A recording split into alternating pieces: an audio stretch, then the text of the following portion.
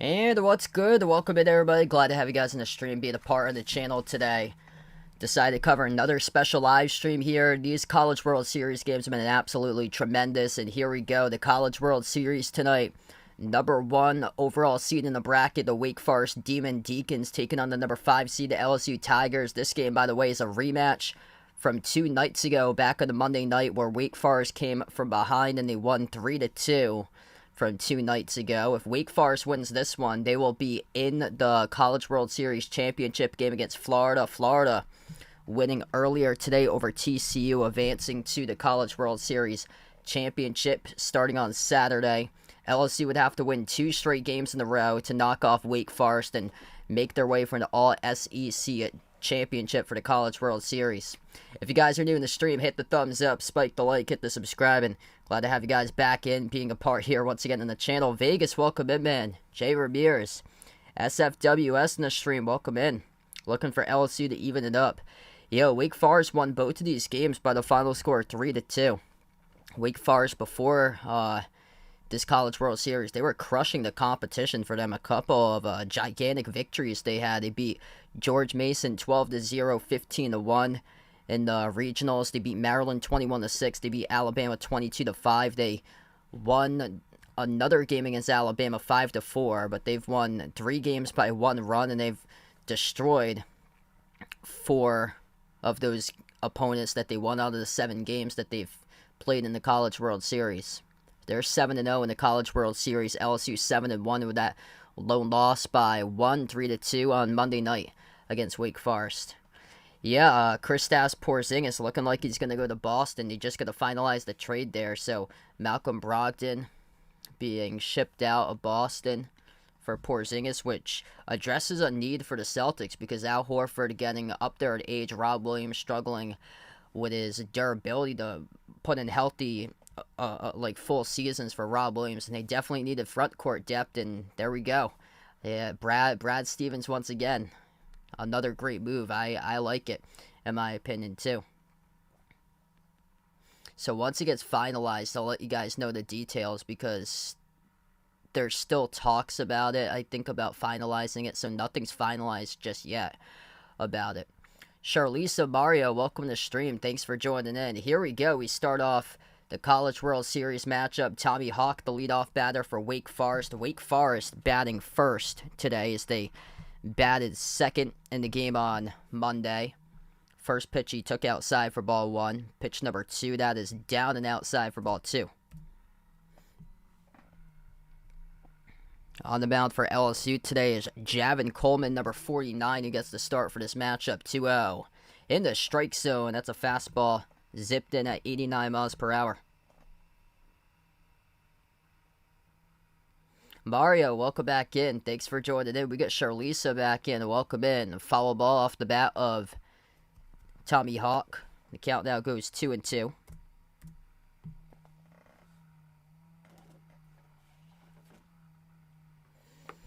Yeah, this should be a great game. The one on Monday was really good. Swing and a miss, strike 3, 93 mile per hour fastball delivered on the mound for LSU by Javin Coleman, recording the first strikeout of the game. Great job right there to battle back in the count. They had a solid outing on their pitcher on the mound in the last game for LSU. It was just a rough inning where Ty Floyd was kept in. He was kept in all the way to the 6th inning, and that's where Wake Forest was able to erupt. They drew 3 straight walks in a row. First pitch taken inside for ball 1. Now up is Lucas Costello. Costello out in left field today. Costello batting .301 on the season. 4 home runs, 24 RBIs. Costello cranks it in play. Shallow left field, under it the shortstop for the out. Recorded for out number 2 of the inning. So that's Jordan Thompson at shortstop who records the out with now 2 quick outs for LSU.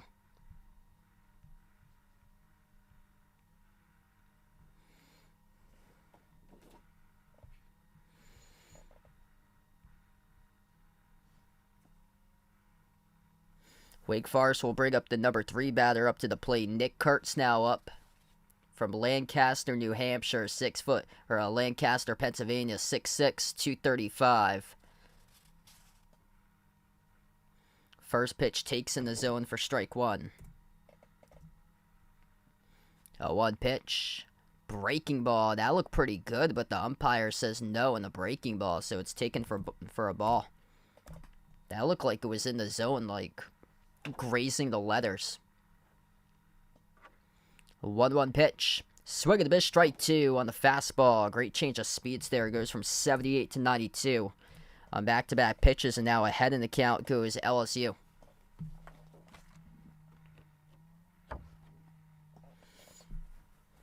Javin Coleman looking for a 1-2-3 inning. The pitch pulled left side as it goes foul.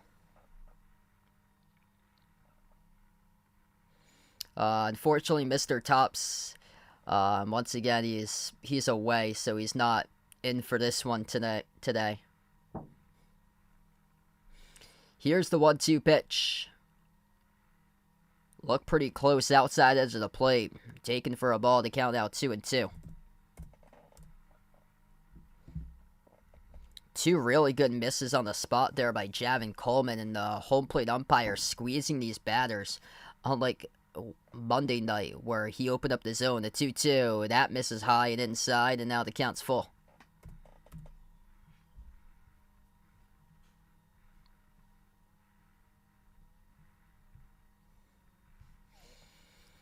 Two outs to the top of the first. Payoff pitch upcoming. The 3-2. Taken for ball four, the fastball.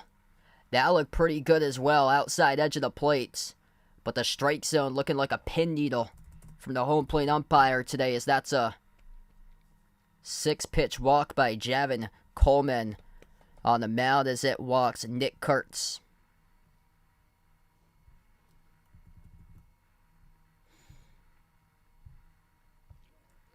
And now this will bring up Brock Wilken. Brock Wilken digs in. 32 total home runs this season. Tied for first in the nation. First pitch to Wilken. Breaking ball at the helmet for ball one.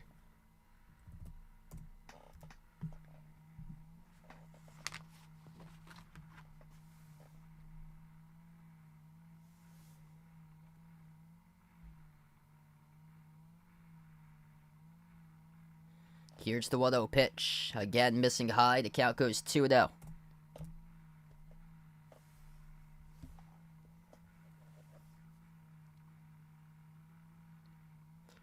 I didn't get to see any of that today, Jeffrey.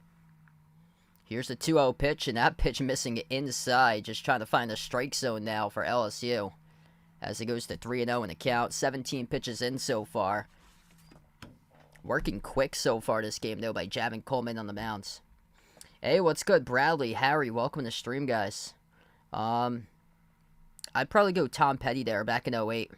3-0 pitch missing down, that's ball four. So back-to-back walks issued on the mound for LSU as Wake Forest now goes first and second on the base pads, 2 out.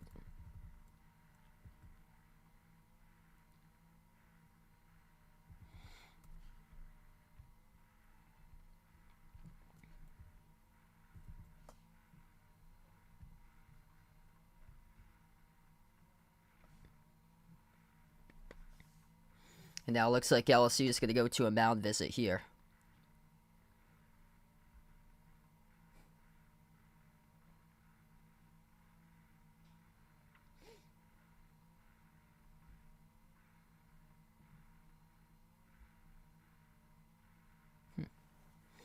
Wow, so, wow, kind of shocked that Boston's committed to him this early for Porzingis. That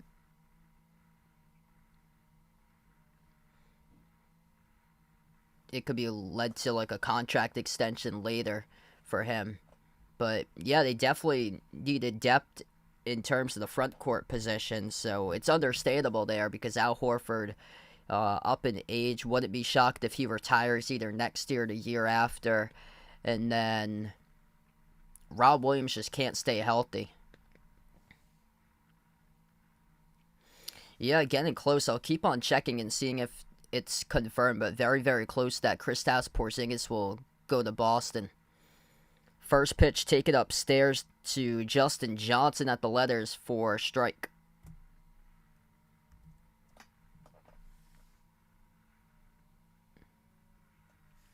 Here's pitch number 20 of the game. Coleman with a 0-1 pitch. Missing high with the count going 1-1.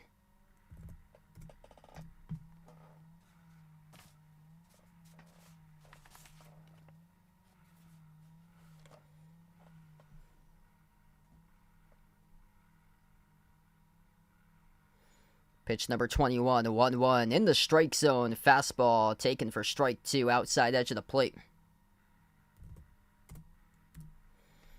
LSU just looking to battle back, wrap up the inning here.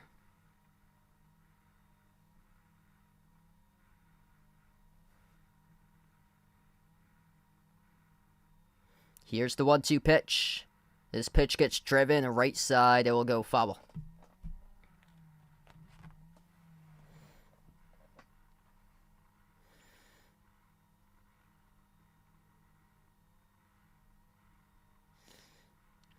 Yeah, it was kind of tough today for my day. We're undergoing like a lot of changes at my workplace, unfortunately. And then the other, there was like another ownership that they had the other radio station that used to work with us, but then they split off. But from time to time, the guy like has me come over to do like technical stuff whenever he has technical issues. So now they left the building, so they moved like 10 minutes down the road, so I had to drive over the bridge that's the road to go there to help him out with the technical stuff. And then there's construction on one of the roads that takes me from that road to my house, which is going in the opposite direction. So it's another 10 minutes away from my house going in the opposite direction. And with the traffic that was happening there, it took me 45 minutes, which is a typical like 20-minute drive. Took 45 minutes to complete. High fly ball goes to center field and recorded for the out by Dylan Cruz. So we wrap up top half of the inning.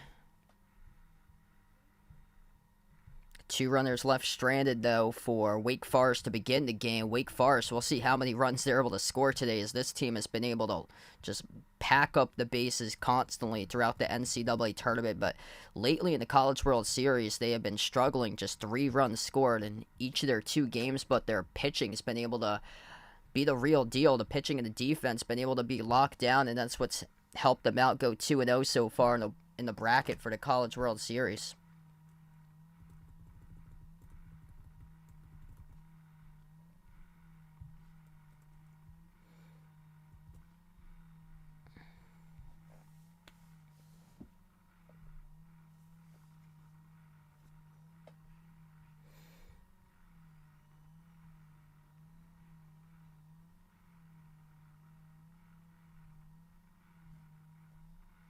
Oh man, sorry to hear that. Yeah, I remember getting my wisdom teeth out when I was like in college, I think. Yeah, it's tough the first couple of days. The worst part's like not eating like anything solid for like a full week.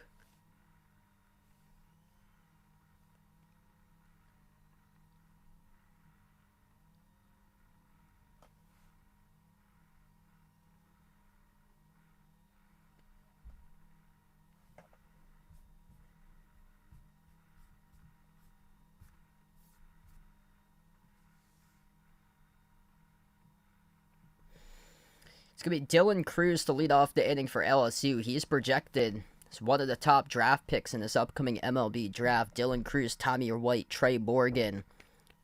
1, 2, 3 order coming up for LSU. LSU got here, winning over Tennessee yesterday, 5-0 to get here. So they are 2-1 in the College World Series. They have played an extra game than Wake Forest. Interesting part about it is that LSU's used 7 pitchers through 3 games, which is not bad at all. Wake Forest has used 8 pitchers through 2 games, So Wake Forest has used one more pitcher, and they played one game fewer than LSU so far. So LSU in pretty great shape for them. And also one of their pitchers for LSU only threw one pitch.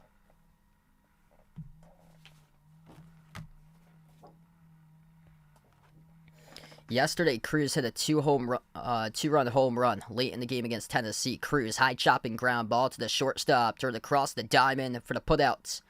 Merrick Houston, first out, recorded the game for Wake Forest. And that's exactly what you need for Wake Forest. You just retired the leadoff batter, who's batting above .425 on the season with an on-base percentage of above .565. Just retired him, one pitch, one out. Can't get better than that for Seth Keener. Seth Keener getting the start today in the mound, number 26 for Wake Forest, right-handed pitcher. Fastball right down the heart of the plate, taken for strike one by Tommy White.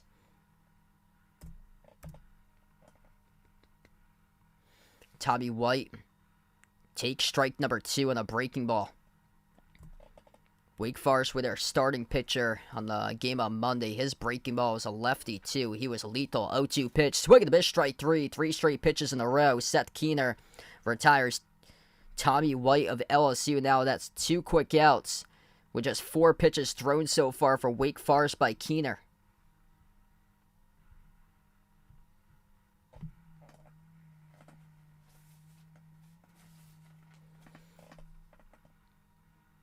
Oh, wow. Thanks for the update there, Jeffrey. Yeah, I didn't catch that one today. I was out today at work during that game. Here's the 5th pitch of the game, recording 2 outs so far for Wake Forest. That one misses the spot, down low inside, ball 1. Trey Morgan now the batter for LSU. Morgan hitting .319 with 50 RBIs. 1-0 to Morgan, as that will go swing and a miss, strike 1. What's good, Grant? Ron on the stream, welcome in. Did he go or no? Check swing, held back, rolled the umpire as the count goes 2-1. Here's the 2-1 pitch. Fastball zips down, taken for ball 3.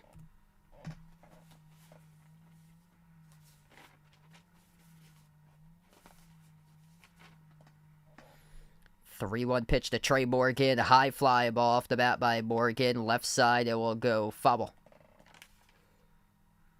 So now the count goes full. First time we've seen LSU in this game move up the pitch count right now. This will be pitch number 10 in the game by Seth Keener for Wake Forest. The 3-2 delivers. Ground ball shot towards the right side. Foul.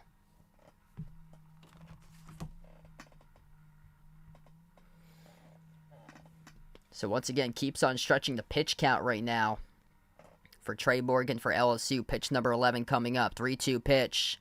That will go back off the bat. Foul by Morgan. So once again, stays alive at 3-2 being the count. 3 straight foul balls once again. Here's the 3-2 pitch. This ball gets swung on. High fly ball. Foul territory left side. Will it stay in foul territory? It will. It's caught in foul territory right next to the crowd. Brock Wilkin, the third baseman, records the final out of the inning. 3 up, 3 down inning by Wake Forest with their defenses. We are through 1 so far to book. Scoreless. 0-0.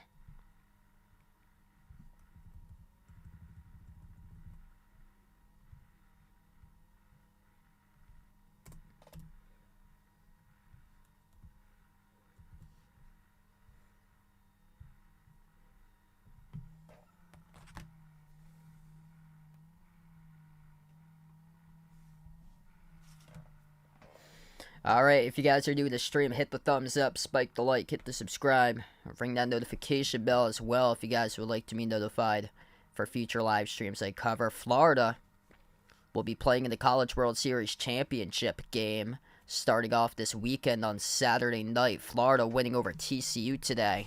If Wake Forest wins this game, it will be Wake Forest versus Florida in the College World Series Championship. Game 1, Saturday night, 7 p.m. Game 2, Sunday at 3. And then Game 3, if necessary, will be at 7 p.m. on Monday night.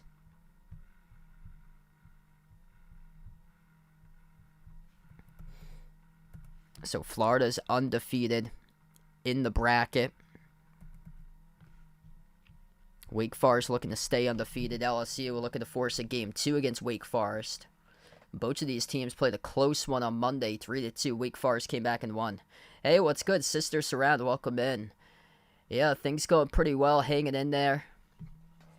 Quite a long day for me today, but hanging in there.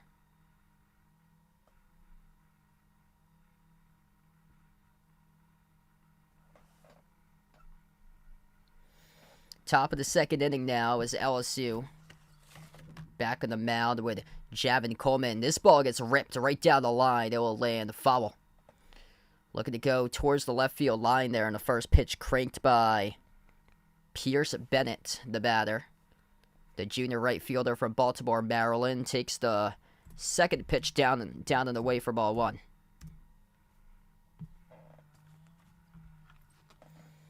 Bennett hitting .357 this season for Wake Forest. The 1-1 pitch. Bennett lines it right into the gap over the head of the shortstop, as that will drop in for a base hit single to lead off the inning by Pierce Bennett for Wake Forest.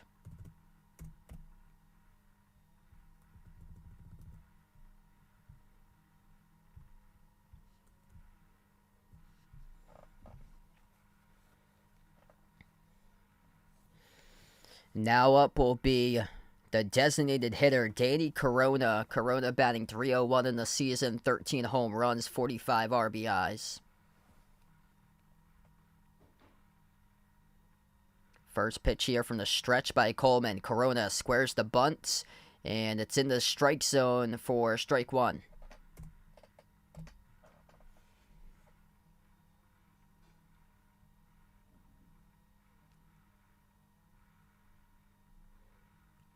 From the stretch for Coleman, left-handed pitcher to left-handed batter. Pitch number 30 upcoming by Javin Coleman. The 0-1 pitch, breaking ball in the strike zone, taken for strike 2 by Corona. That's some serious break on that ball right there. 77-mile-per-hour slider by Javin Coleman. Now up in the count for LSU, it's 0-2. The 0-2 pitch by Coleman. Swing and a miss, strike 3. Breaking ball rings up Danny Corona. 3 straight pitches for the batter, recording the strikeout on the mound by Coleman for the first out of the inning. Just took his head off of that one on the breaking ball. Well ahead of the breaking ball by Corona. Just couldn't wait with his hands back. Just way too anxious on that pitch right there. You could see that he was way ahead of it. This brings up Bennett Lee now, the catcher, number 8 batter to order. Wild pitch goes off the catcher. Nice stop, though, by Alex Milazzo as the runner on first will stay put. Pierce Bennett stays put at first. Great job to get a body out in front of that one there by Milazzo.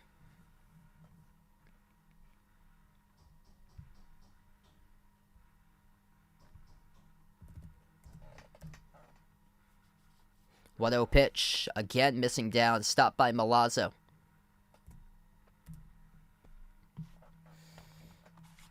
LSU needs a magnet behind home plate. They have got it right now with Alex Milazzo. Back-to-back stops in the dirt.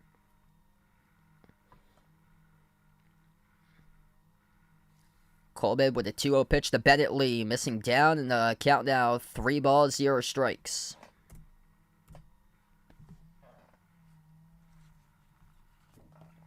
Last inning, Wake Forest surrendered 2 on the base pass. LSU yet to get a runner on board so far through their first inning of their at-bats. 3-0 pitch coming up, the 3-0. Taken down and outside for ball 4.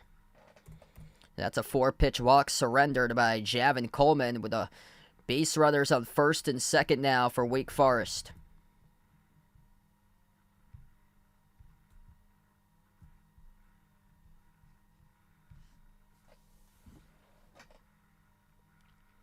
This will bring up the shortstop, Merrick Houston, number 9 batter in the order from Nokomis, Florida.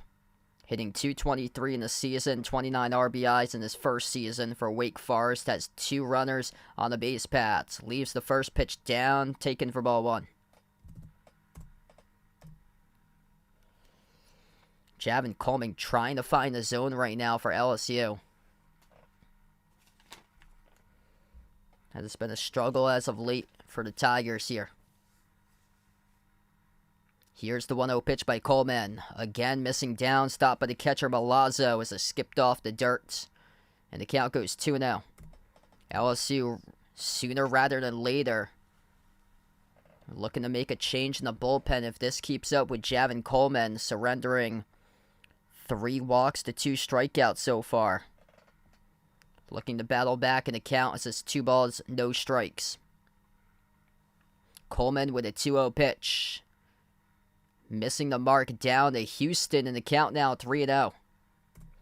Troubling side right here for Javin Coleman. 3-0 for the count, and LSU looking for early bullpen reinforcements right now. These are freebies to Wake Forest. Wake Forest just so fluid offensively this season, despite only scoring 3 runs in each of their first 2 games in the College World Series, but still able to win both of those games against Stanford and LSU by the final score 3-2. Pitch taken in the zone there. It's strike 1 to Houston. Coleman from the stretch delivers the 3-1. Down and away. It's ball 4. Javin Coleman missing the mark on his pitches today and can't find the zone. That's 4 straight walks by Coleman with just 1 1/3 innings pitched.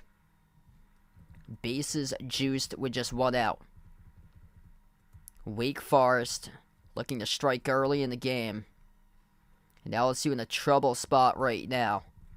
40 pitches thrown through just 1 1/3 innings by Javin Coleman on the mound.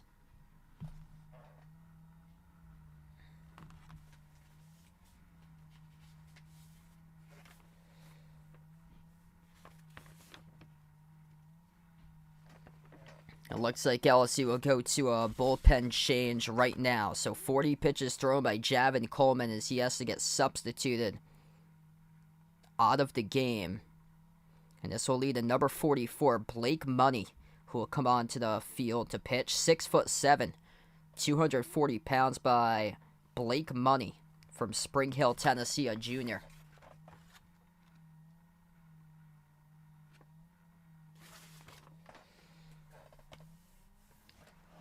So junior right-handed pitcher Blake Money will come onto the mound, and a troublesome spot right now for LSU. 4 walks allowed on the mound for Javin Coleman. Lasted just 1 1/3 innings pitches. He tossed 40 pitches. 40 total pitches. Just a rough outing by him. Tough start for LSU.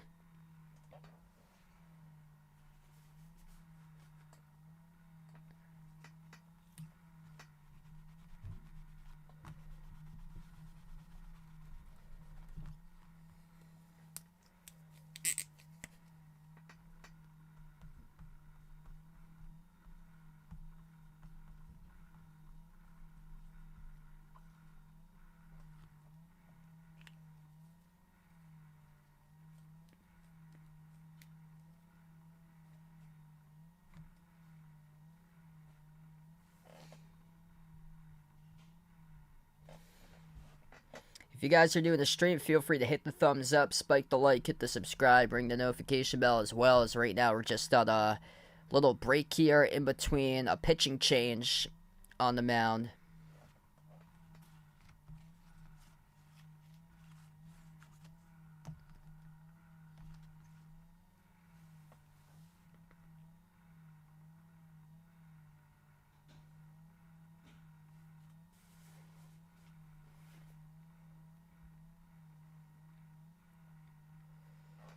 "6'7", 240 pounds by Blake Money makes his 19th appearance on the mound this season. 1-0 record with a 5.73 earned run average.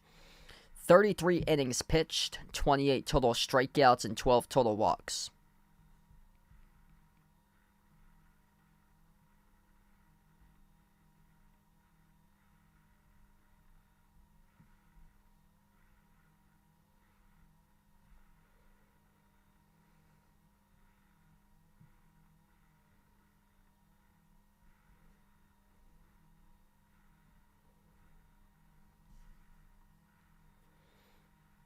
So here we go. Wake Forest, bases loaded.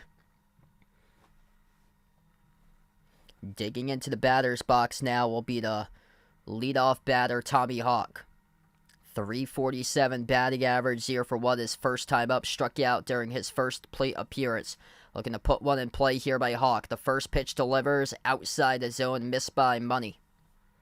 So this is a tough spot to come in. Relief pitcher, bases loaded, just one out, up against the leadoff batter for Wake Forest. Money from the stretch. The 1-0 pitch to Hawk. Swing the miss, strike one. Blows the fastball right past. So the count goes 1-1 now. Tommy Hawk, bases loaded.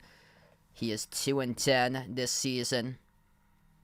So he has struggled in bases loaded situations. Here's the 1-1 pitch. Breaking ball. Just missing the batter. That was close there. Hawk turned his body. Should have taken one for the team, but no. As that was inside the batter's box and the breaking ball. If he had worn it, that would have been the first run of the game, but no. Decided not to wear the pitch, and now the count 2-1. Money, the 2-1 pitch to Hawk. Hawk up the middle. Skips it right past the outstretched glove of the shortstop. 1 run scores for Wake Forest. The throw to the plate. Bounces off the rubber. Not in time. 2 run scores for Wake Forest. Tommy Hawk shoots the ground ball directly up the middle. A 2 RBI. Single by Hawk.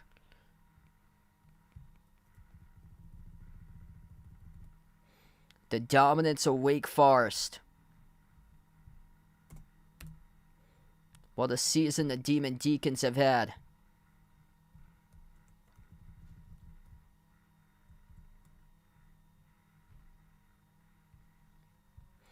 Runners now on first and second. This will bring up Lucas Costello to bat. This is getting dangerous because the power spot of the order is coming up very soon. Nick Kurtz and Brock Wilkin, the number 3 and 4 batters for Wake Forest. And if LSU struggles to find their commands in this game, then Wake Forest can go off just like that in a flash. They can go off for 10-plus runs. They've scored 10 runs or greater in 28 of their games this season.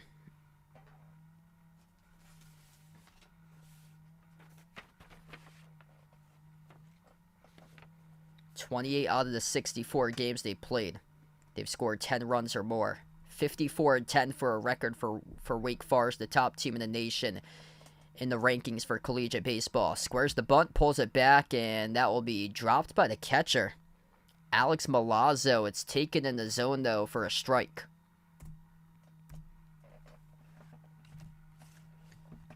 Lucas Costello looking to push over the runners. Money from the stretch delivers the 1-0 pitch. High chopping ground ball left side of the infield. Underthrown the second fielder's choice to throw the first, not in time.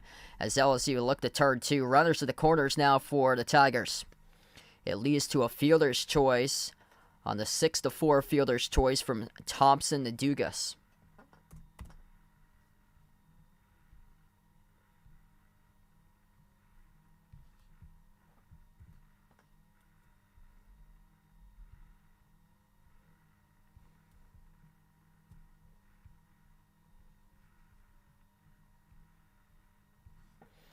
So now this will bring up Nick Kurtz.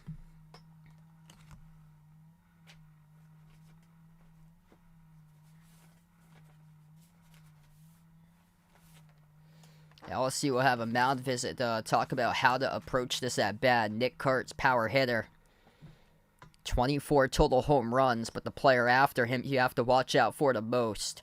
Brock Wilkin, 31 home runs. He is on deck.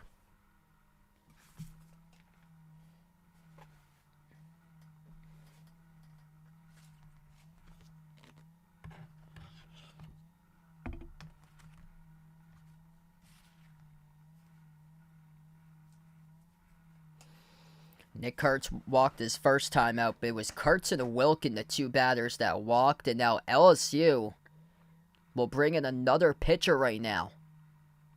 So substitution on the mound once again for LSU.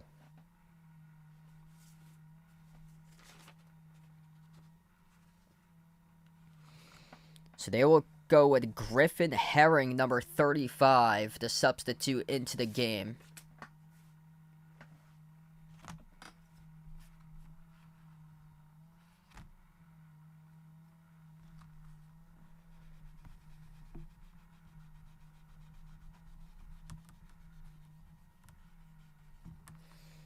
So Blake Money on the mound. He did not last long whatsoever.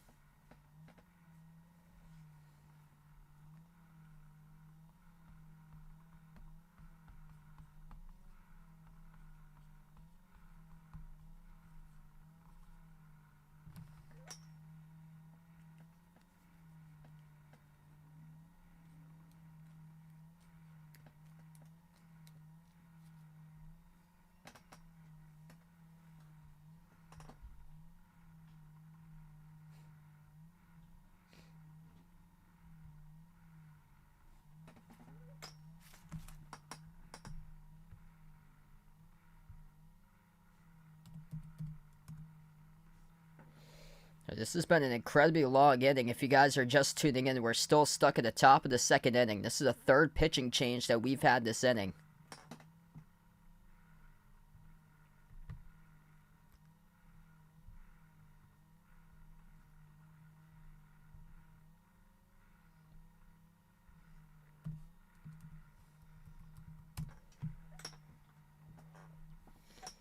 This is Wake Forest's third Men's College World Series all time. LSU, what's at stake today? They need to win in order to force an elimination game to be played tomorrow.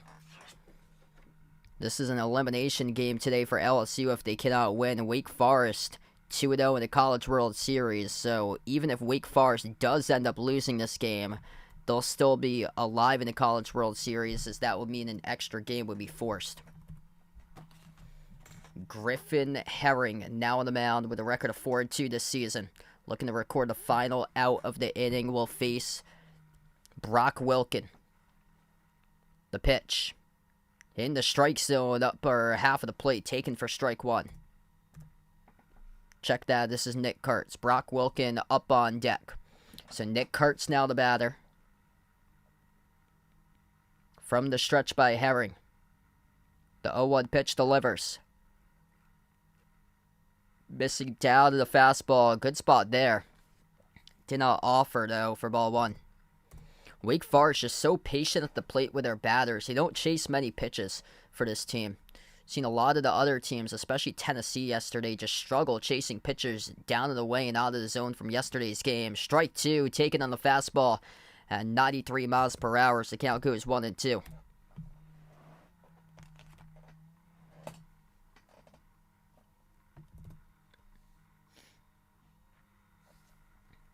From the stretch for Herring, the 1-2 pitch. Missing outside, as that will go 2-2 to count.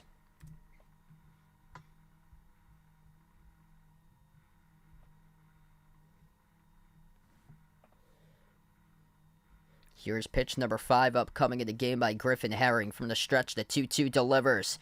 Did not offer, as it was a slider outside area down and away, as the count goes full.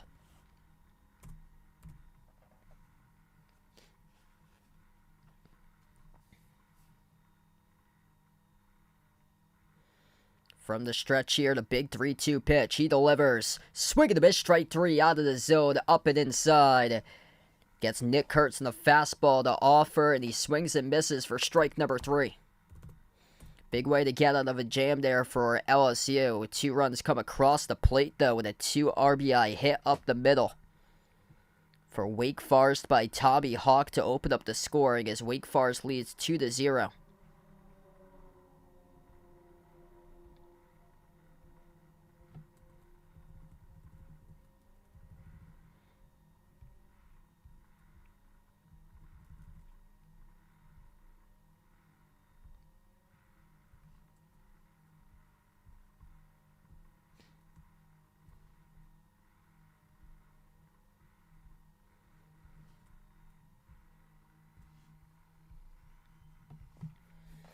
Alright, so if you guys are new to the stream, feel free to hit the thumbs up, spike the like, hit the subscribe, ring the notification bell as well if you guys are new in the channel right now. LSU just looking for some sort of offense upcoming here, as they've been shut out so far in this game. Through the bottom part of the first, they had a 1-2-3 inning. Wake Forest already with 2 hits so far. able to put up 2 runs on the board in the last inning, and they've left already 4 base runners stranded on the base paths. So Wake Forest able to get tons of runners on the base paths through early walks in the game by LSU. And now LSU, question is, can they compete offensively against Wake Forest? Definitely got a chance here if they could limit them in scoring. Right now it's only 2-0, but once we get to higher numbers like 5 and 6, it's going to get tougher. This Wake Forest team is just so balanced on both sides of the ball. Offense, defense, and pitching.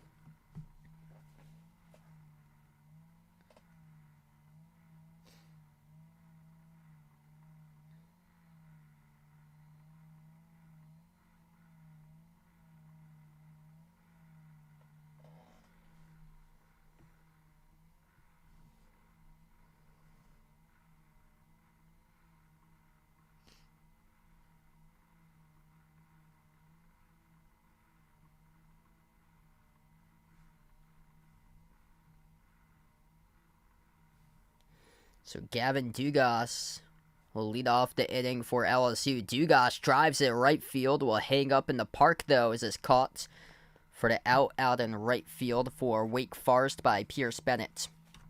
1 pitch, 1 out. No better way to start off the inning than that. That's how both of the innings have started off for Wake Forest so far with their defense. 14 total pitches thrown through 1 1/3 innings by Wake Forest on the mound with Seth Keener, and a rough start for LSU with their starting pitcher throwing 40 total pitches to record the first 1 1/3 innings today in the game. First pitch missing down for ball number 1 to Cade Bellozo, the batter. Bellozo stellar yesterday. 1-0 pitch. Missing down to Bellozo as the count goes 2-0.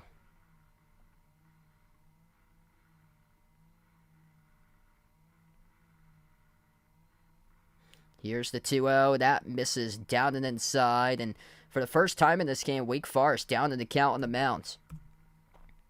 Hey, what's good? KK, welcome back to the stream. Yep, always a W there for Livy Dunn. The 3-0 pitch in the strike zone, 95-mile-per-hour fastball delivered by Seth Keener for Wake Forest.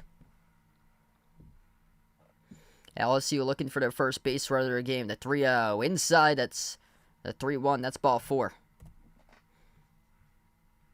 So that's their first base runner today. Cade Bellozo, great patience right there at the plate. Seth Keener missing his spots inside to Bellozo.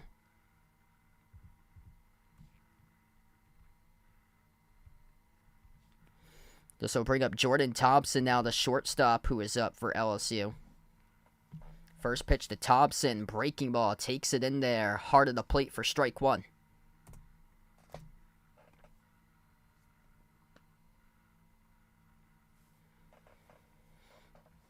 Here's the 0-1 pitch. Swing and a miss, strike 2. Ahead of it on the breaking ball. Delivered by Keener to Thompson, and now the count's 0-2.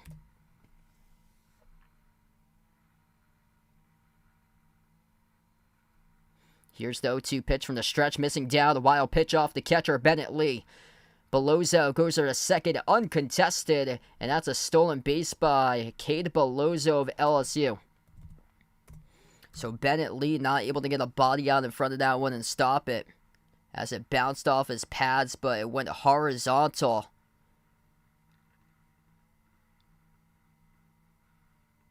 Outside of the batter's circle and towards the edge of the grass. That pitch just got away. The 1-2 pitch. Great frame by Lee. It was just missing down, though.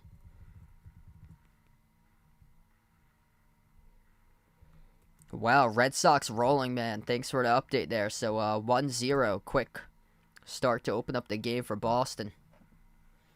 Yeah, and they play an early one tomorrow. They're in the afternoon tomorrow. Here's the 2-2. Breaking ball. Swung on. High fly. Ball goes in foul territory.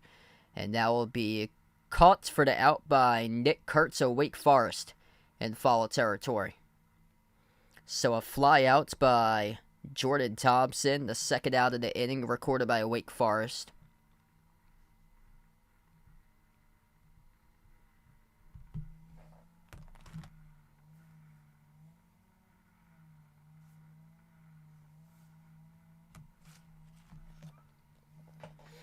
This brings up Braden Jobert, the number 7 batter in the order, to the plate. We'll see how Seth Keener does here with left-handed batters, as he was struggling to the last left-handed batter, Caleb Alonso, as he walked him on 5 pitches. First pitch taken inside for ball 1.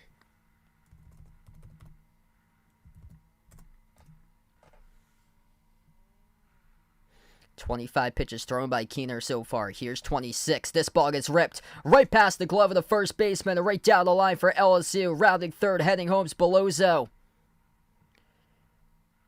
And that is a 1 RBI double. Ripped down the right field line by Braden Jobert for LSU to put their first run on the board. Great piece of hitting right there as he ripped it. Left-handed batter. Cranked it directly down the line and the rope as it skipped right past the glove of Nick Kurtz, the first baseman.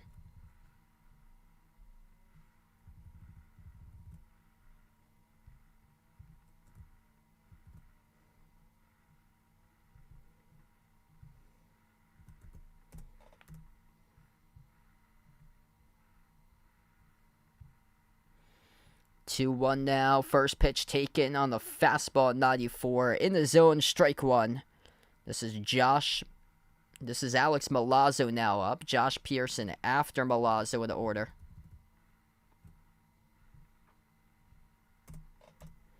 A 1 pitch, ground ball up the middle. That'll get through the defense. Diving stop of the second baseman. Not in time though in the throw as he was away from the first base side, diving towards his right. Towards third base, towards that side, and the ground ball chopped up the middle. That will be rolled a hit by Alex Milazzo at LSU. So runners now at the corners. The shortstop, Merrick Houston, couldn't get it on the angle. And Justin Johnson, the second baseman behind him, got it, but he was diving out towards his right, away from the first base bag. There's no way you can throw at a runner and that deep of a ground ball directly up the middle.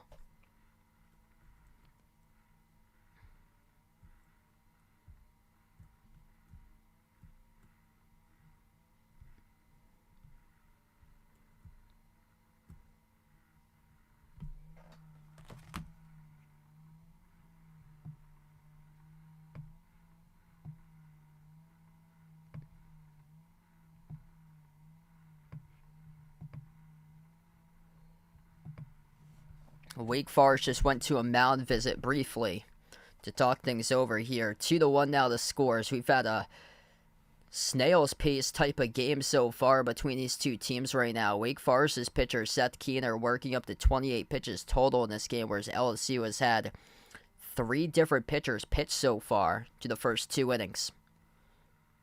First pitch here, that's wild, high and outside for ball 1, missing the zone. Josh Pearson, the batter, number 9 batter to order, playing left field today. One more runner in scoring position. Breaking ball, missing again. High and outside as the count goes 2-0.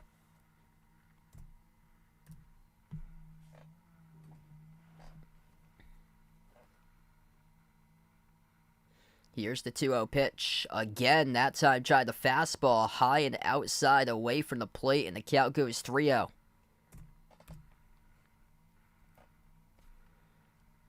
Seth Keener looking to find the zone right now. This is difficult. Next batter up on deck is Dylan Cruz. Here's the 3-0 pitch in the strike zone, and the fastball taken for strike 1. Kelly, welcome back in. Thanks for joining in, man. Been a great game so far. Wake Forest with 2 quick runs on the scoreboard. LSU just scored a run a couple minutes ago to chip it into a 1-run game at the moment. And we see here, Wake Forest is going to have players rush to the bullpen to get themselves warmed up. So way earlier than anticipated in this game for Wake Forest to get players rushing out towards the bullpen, as the umpire had to stop time because Wake Forest had a couple players rushing out towards the bullpen. 2-1 pitch, ground ball right side, glove of the first baseman, tags the bag for the out by Nick Kurtz. Great snag right there with tremendous range. Forced towards his right, Able to snag the high chopping ground ball, retreat right back to the bag to tag it for out number 3. 1 run comes across, though, by LSU. A ball that gets ripped by Alex Milazzo all the way to the corner, finds its way to score a runner. Scored out 2-1 as we enter the 3rd inning coming up.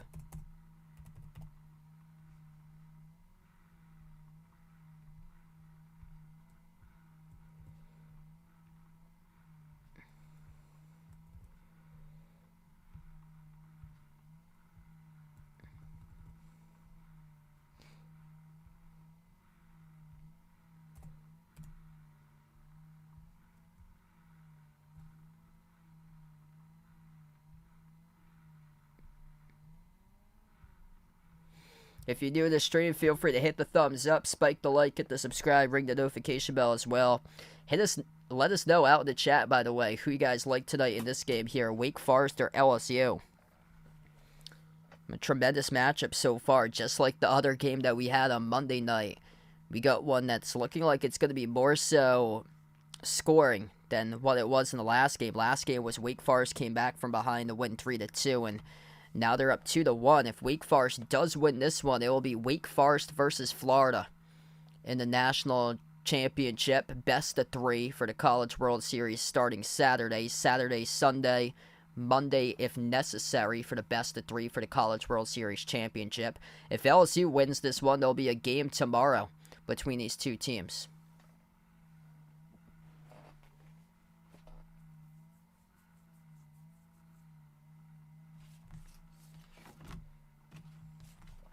Wake Forest will have the 4, 5, and 6 batters to Brock Wilkin, Justin Johnson, Pierce Bennett to lead off the inning here for the Demon Deacons. On the mound will be Griffin Herring for LSU. His first pitch, missing on the slider outside for ball 1 to Brock Wilkin.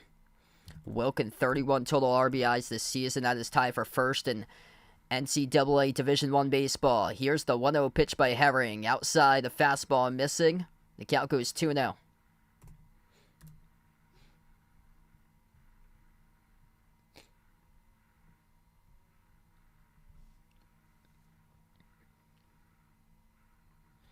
Herring with a 2-0 pitch. In the zone, taken for strike 1 by Wilkin.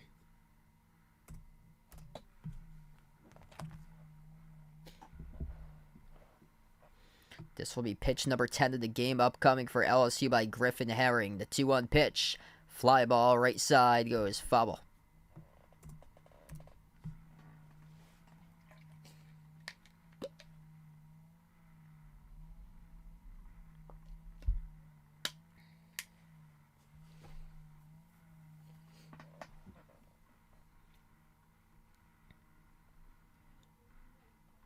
Herring from the windup. The 2-2 pitch delivers. Missing high and upstairs, and the count goes full.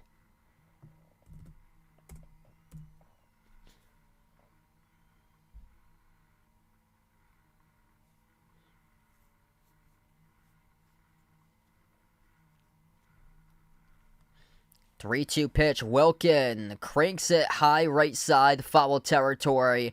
In foul territory, catchable for the out, and it is. Trey Morgan, great range there by the first baseman as he was directly next to the right fielder on a deep high fly ball. Down the right side in foul territory as Morgan catches it for the out.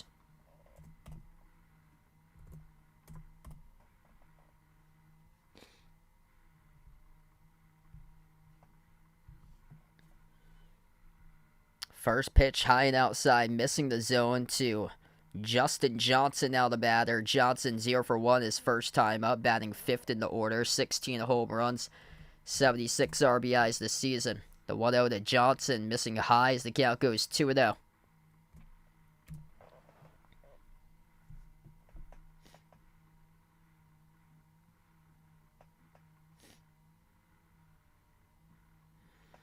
Pitch number 15 upcoming by Griffin Herring, the 2-0 pitch. Dialed in, strike 1, outside edge of the plate.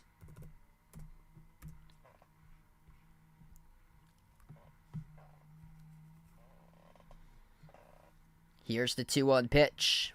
High and outside, left it up in the fastball. Missing a lot of those marks today on pitches that the batter will never offer. Those pitches are high and outside in the opposite batter's box. If you're a batter, you don't offer at those types of pitches. The pitches that you usually offer are just like over the plate, but they're usually upstairs, like above the letters, that's able to get batters, especially in the fastballs. 3-2, battles back in the zone. Here's the 3-2 pitch. Swing and a miss, strike 3. Big out recorded by LSU on the mound. Justin Johnson of Wake Forest gets rung up. Great way to battle back by Griffin Herod as he records the strikeout.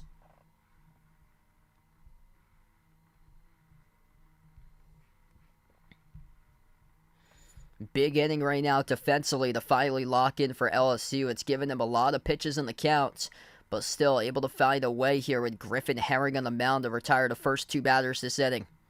First pitch cranked right field side, drifting back all the way to the fence. It is caught though at the corner at the warning track, right in front of the 335 logo for the out recorded. And the right field by Braden Jobert, the outfielder for LSU. That's a 1-2-3 inning for LSU's defense. Pierce Bennett, first pitch fly out to the right field warning track. Bottom of the 3rd inning coming up right now. Wake Forest holding on to a 2-1 lead over LSU currently.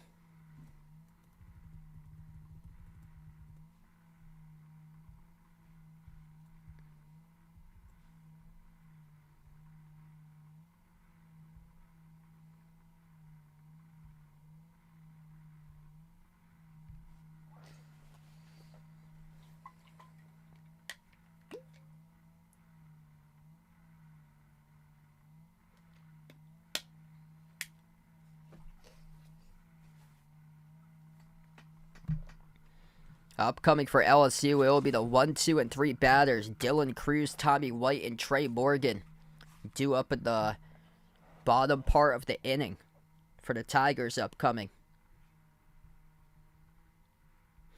If you're new on the stream, feel free to hit the thumbs up, spike the like, hit the subscribe, and ring that notification bell as well if you're new in the channel. And hit us up in the chat, by the way, who you're rooting for tonight in this matchup. Type it in, LSU, Wake Forest. Let us know who you guys got tonight for this game.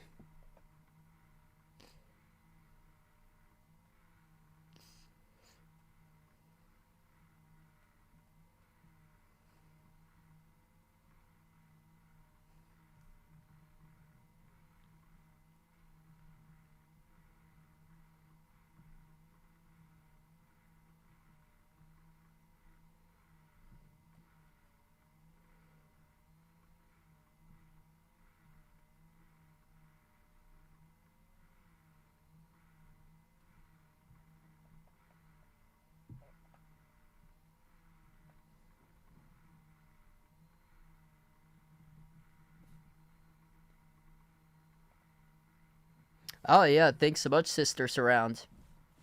Yeah, my main sport actually growing up was baseball.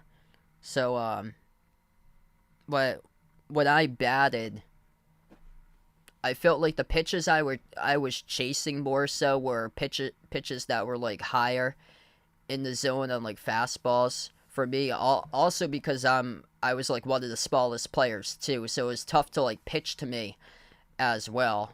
But just by like my batter's eye, usually the pitches in the dirt I always like left down. I see it a lot here, whereas it's usually a lot of these batters go after the fastballs like above the letters or so, especially when the count goes 3-2. Back to action. We got 3 straight balls in a row thrown by Wake Forest at this at bat. So the count now 3-0. Yeah, he's doing pretty well. 3-0 pitch, and that's a 4-pitch walk. So LSU, Dylan Cruz on board with a 4-pitch walk now for LSU to start off the inning.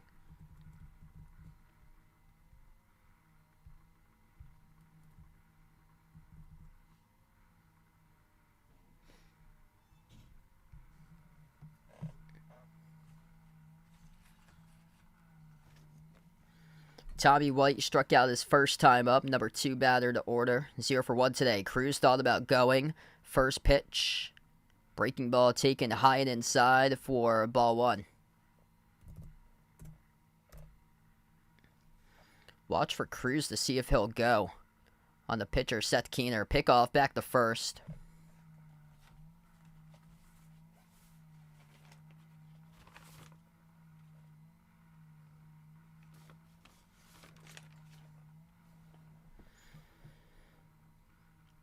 One 0 pitch. High fly ball goes off the bat. It will hang up, though, in the outfield. Under it, the center fielder, as he catches it for the out for Wake Forest by Tommy Hawk.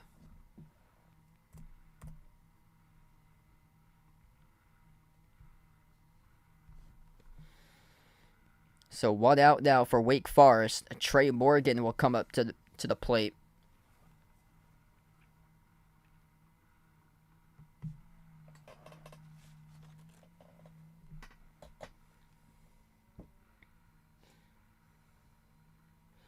This will be pitch number 40 of the game by Seth Keener as Morgan sends it back foul. Hey, what's good? Football on the stream. Welcome in. I hope all is going well.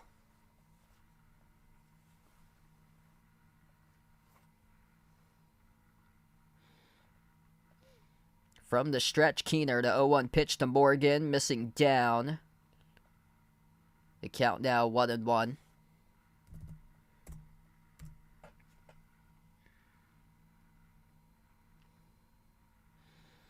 He's got Dylan Cruz on first, the base runner. Ground ball off the bat by Morgan. Looks to slice it into the gap, and he does. The throw off the line by the second baseman. Great backup by the catcher, Bennett Lee, to prevent an extra bag from happening by the base runners, as the runners will stay put at first and second.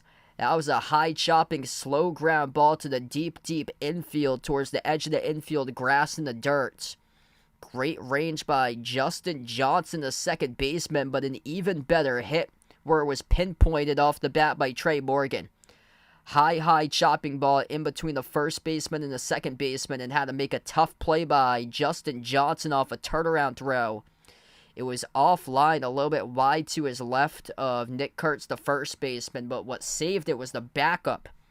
Bennett Lee with a tremendous backup for the catcher behind first base, able to back up that throw. That's just right place, right time, heads up IQ baseball right there at its finest for Wake Forest. 1-0 now the count. Pickoff back to second. Well safely in there is the base runner for LSU, Dylan Cruz. Dylan Cruz on second now, the base runner, and then Trey Morgan's on first. It's Gavin Dugas the batter. Wake Forest has a pitcher warming up in the bullpen with a lefty. Sean Sullivan, number 51, now in the bullpen warming up for Wake Forest. The pitch missing down on the fastball. The count goes 2-0.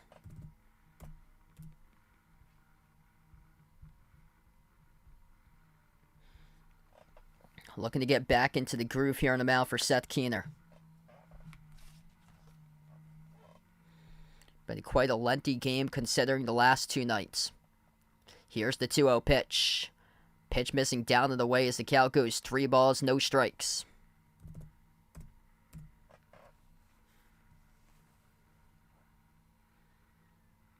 Tough spot right now. The battle back for Wake Forest. Gotta keep your composure. 3-0 looks to battle back. Keener missing down and inside for ball 4. Fastball not framed properly by the catcher, Bennett Lee.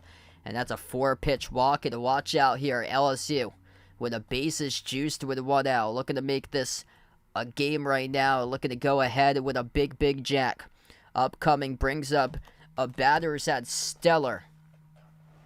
a stellar College World Series with Cade Bellozo, who will come up to the plate now. We'll see if Wake Forest does make that pitching change. They go 1 pitcher right now, warming up in the bullpen for Wake Forest.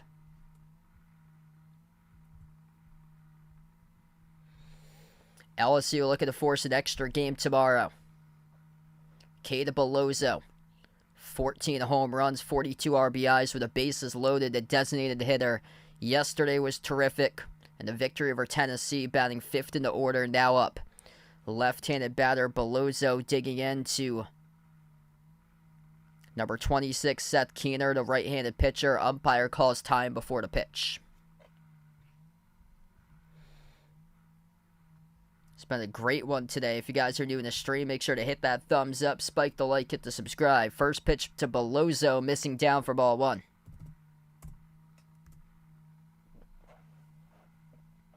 1-0 pitch. Again, goes off the catcher. That's a wild pitch. Retreating from third to home. That's a run scored by Dylan Cruz. We're tied 2-2. Don't see that too often. A Wake Forest on a mound delivering a wild pitch. Dylan Cruz able to steal third to home as it goes off the glove of Bennett Lee. Trying to backhand it by the catcher, and it skipped out of the batter's circle towards the left and out towards the dugout onto the grass. So runners now at second and third, 2-0 the count. This ball gets jacked by Belozo. It's going deep. It's going back. Oh, it's out of here. All the way to the bullpen. A 3-run home run by Kate Belozo. LSU looking good right now as they lead 5-2 for the Tigers.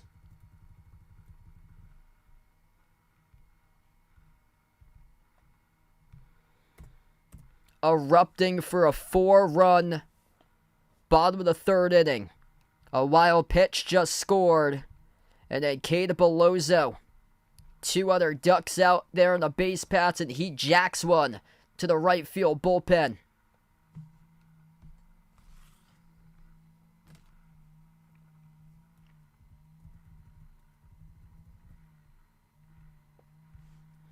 This brings up Braden Jobert now up. Jobert, ground ball, rips it right to the third baseman off the backhand to throw across the diamond. Put out. Recorded by Wake Forest by Brock Wilkin.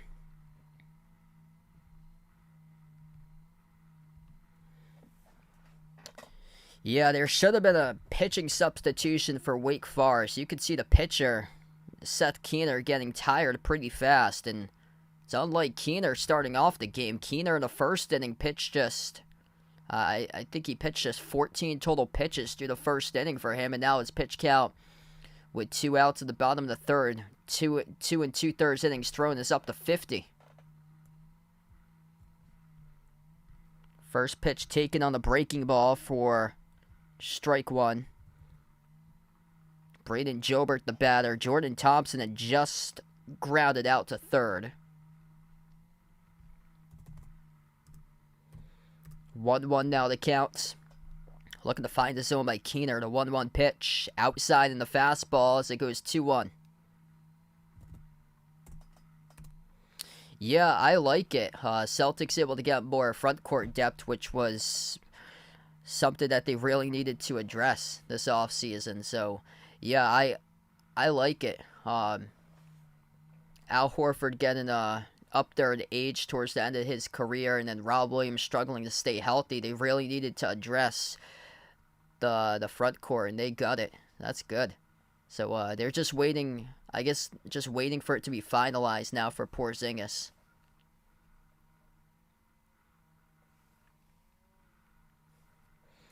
Two now the count. Breaking ball missing outside. The count goes full. Massive inning here for LSU. Scoring 4 runs in the bottom of the third. A 3-2 pitch. Breaking ball. Fly ball. Shallow outfield off the bat of Jobert. Caught for the final out of the inning by Johnson, the second baseman. 4 runs, though, able to score by LSU. Kate Belozo having quite the tournament as he just jacked it over the outfield wall into the bullpen out in right field.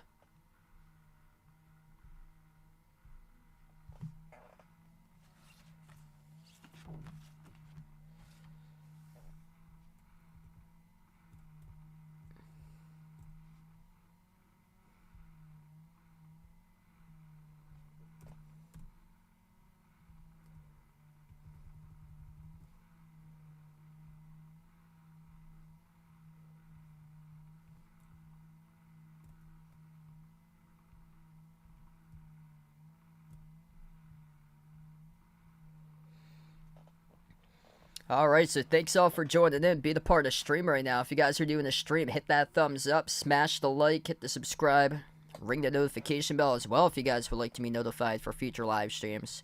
Also, I'm hoping to be back tomorrow night covering the draft for the first 30 picks tomorrow for the first round of the NBA draft for my live reaction, so feel free to come in if you guys would like to come in for that as well. Usually draft night, always a great time seeing the unveiling of the picks.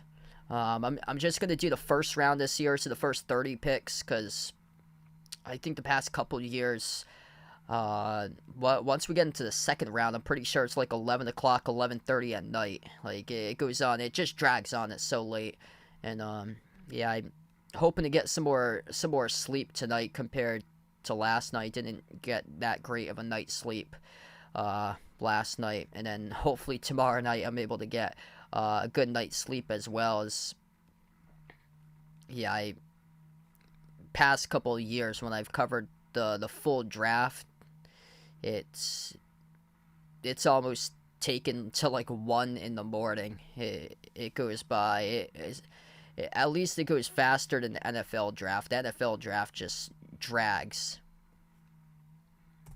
I don't know why they have so much time in between the picks. Like, I always question that. Why that much time between the picks?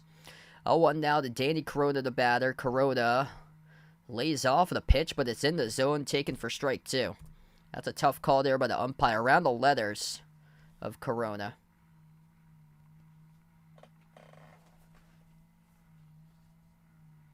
Griffin Herring, 0-2 pitch. Called strike 3. Great spot there. Fastball outside edge of the plate at the knees by Griffin Herring, the pitcher for LSU, as he rings up the designated hitter, Danny Corona.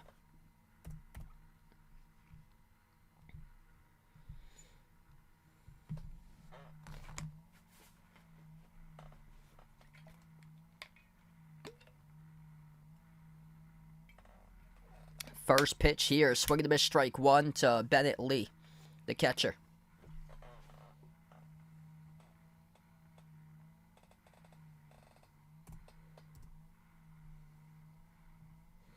Here's the 0-1. Lee shoots the ground ball right side of the infield to throw to first.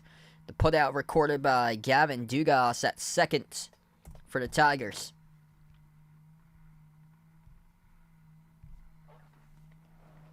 LSU really starting to settle into this game nicely in the mound with Griffin Herring. It was a slow start for the pitchers in the mound. At one point, they had 3 pitchers in 1 inning worth of a substitution. That happened at the top of the second inning when Wake Forest scored the first 2 runs of the game. First pitch here, missing high for ball 1. But really settled in nicely. Yesterday, they got a solid outing on the Nate Ackenhausen. 7 strikeouts, no walks, and 6 innings pitched. In his first start of the season last night, resulting in a 5-zip win over Tennessee in the single-game elimination matchup. Swing and a miss, strike 1 by Alex Milazzo, the batter for Wake Forest. 1-1 pitch. Milazzo sends it to the right side, foul. Yeah, it's much slower than the past couple nights. I think I timed it I think it was either last night or the night before. Once we reached 8 o'clock, we were already into the 4th inning and going into the 5th by 8 o'clock. Swing and a miss, strike 3 in the breaking ball. Right now, we're going to the bottom of the 4th inning when it's 8:20 at night. So bottom of the 4th inning coming up. Finally, the game's starting to get some pace going on to it. The second inning, that was the inning that felt like it dragged because LSU had the 3 pitching changes in that inning. That inning really dragged on for the second inning. There were 3 combined runs in the second inning. 2 of those runs scored by Wake Forest, 1 by LSU. Yeah, that second inning went on for quite a bit of time.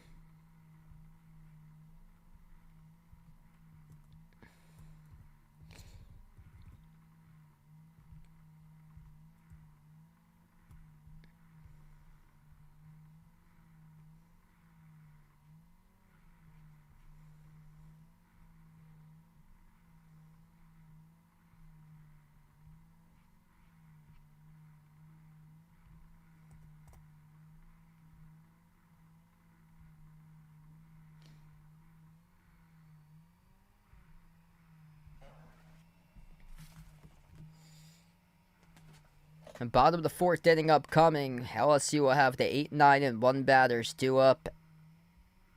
Alex Milazzo, Josh Pearson, Dylan Cruz, all up in the order.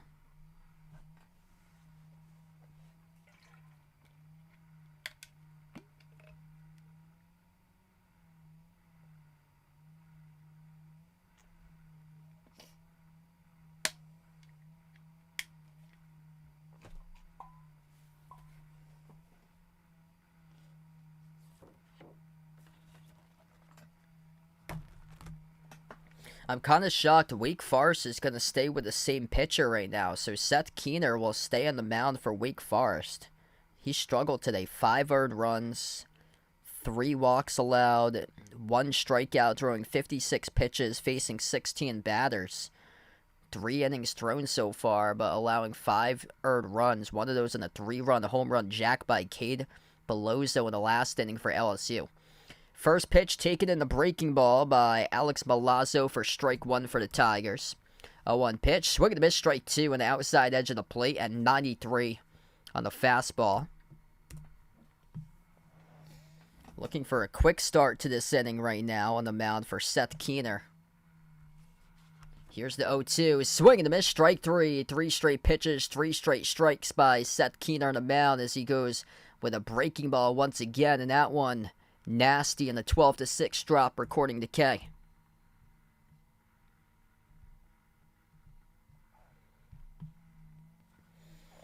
Yeah, the game on Monday, they had a left-handed pitcher, and he was throwing. He was throwing great. He had a ton of slide on his slider. First pitch in the zone, a breaking ball for strike 1.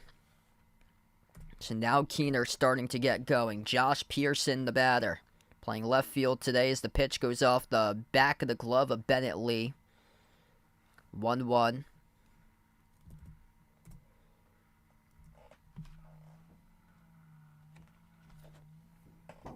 Here's the 1-1, missing high and outside on the fastball. Hitting around 94 on the fastball, around 82 in the breaking ball. The 2-1 pitch, breaking ball again, missing outside. Just been a command issue, especially when pitching the left-handed batters in this game by Seth Keener. He has struggled to find his marks. 3-1 pitch, swing and a miss, strike 2. Battles back with a fastball in 92 outside half of the plate.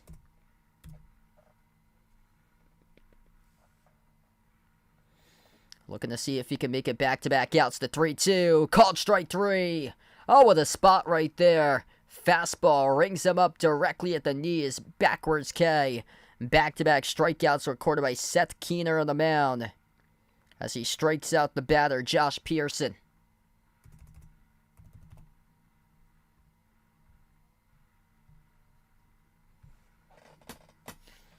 Two outs now for Wake Forest. Leadoff batter now up, Dylan Cruz, as he takes the first pitch inside and the fastball for ball 1. 1-0 pitch to Cruz. Cruz check swing.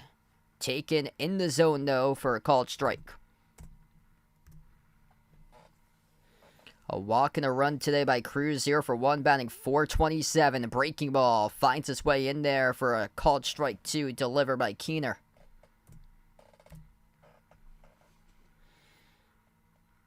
Here's the 1-2 to Cruz. Rings him up, called strike 3. Seth Keener, what a way to battle back in this game as he strikes out the side in the inning. 1-2-3 inning. I could do it myself for number 26 in the mound for Wake Forest. All 3 outs directly from the pitcher, Seth Keener.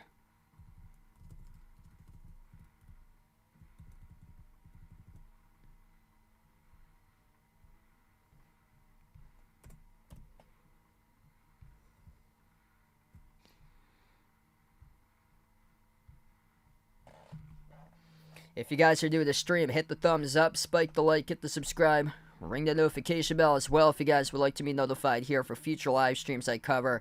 And what a game we've got here tonight. LSU, right now they're leading 5-2. LSU looking to force an extra game, which we play tomorrow, to determine who will take on Florida in the College World Series championship game on Saturday. This is a single-game elimination matchup for LSU. Wake Forest, if they do lose this game, they would still play another game against LSU. Whereas if they end up losing this game for LSU, then LSU will be eliminated. Wake Forest, 2-0, double elimination, College World Series. LSU is 2-1 with a loss already to Wake Forest. Hey, what's good? Hockey from home, welcome in. Thanks for joining back in.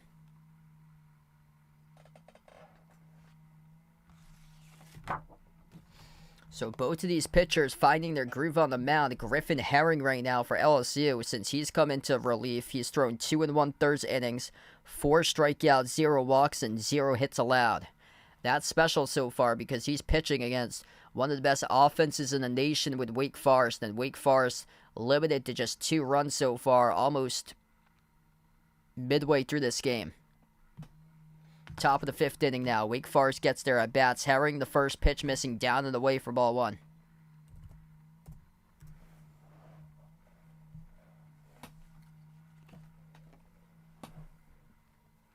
This will be pitch number 30 of the game by Herring. The 1-0 cranked off the glove of Herring.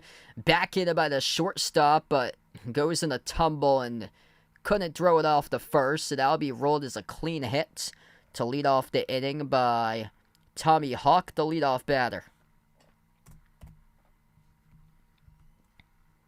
Almost got it. That was close. If he squeezed the glove, just a nick of time, it bounced off the webbing of the glove, and it went directly off the ricochet behind to the shortstop.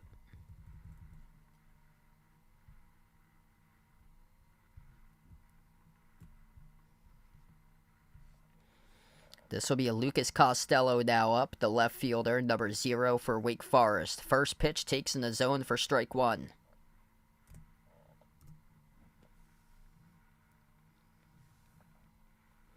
Costello 0 for 2 today, number 2 hitter in the order. From the stretch for Herring. A 1 pitch delivers. Outside, missed to Costello as the count goes 1-1.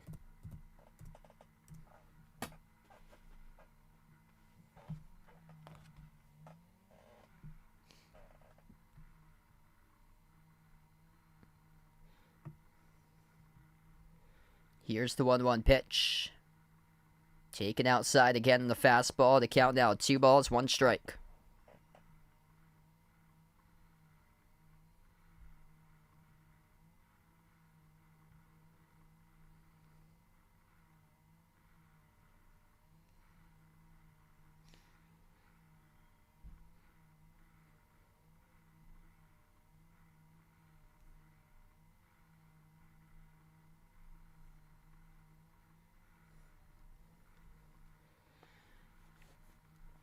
Two on the pitch by Herring. Down and inside for ball 3. Yet to see the defense turn 2 in this game. We had that a couple times yesterday between LSU and Tennessee. We'll see if LSU can turn one. The middle infield coming up as the count goes 3-1. Griffin Herring, upcoming pitch number 35 of the game by Herring. The 3-1 pitch. Taken outside edge of the plate for a called strike 2. Great way to battle back in the mound now by Griffin Herring, looking to see if he could record the strikeout. Both of these pitchers doing a great job settling into this game nicely. The 3-2 to Costello. Rips it to the left field side. It goes foul. Just a little bit wide of the third base line by Lucas Costello for Wake Forest. That was close, though.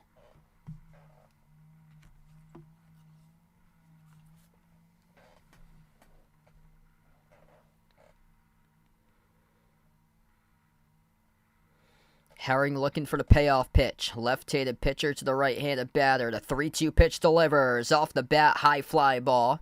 Behind home plate, goes back to the screen, foul.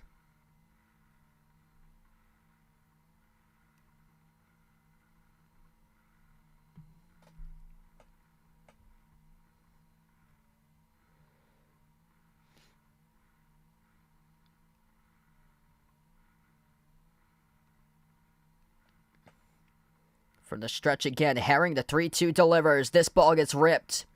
Deep center field right prior to the warning track. It hangs up, though, for the catch. Recorded by Dylan Cruz out in center field for the out.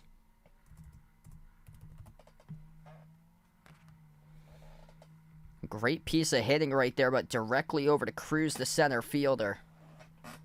If that was in the gap, like in between the center fielder and the left fielder, or center fielder and the right fielder, that would have dropped. But that was just a great piece, but directly right to Cruz out in center. Now up is Nick Kurtz, the batter. First pitch, Kurtz takes for strike one. Kurtz tonight with a walk and a strikeout, 0 for 1, batting third in the lineup. 24 home runs with 69 RBIs. From the stretch, Herring. The 0-1 pitch delivers to Kurtz, missing high in the breaking ball for ball one.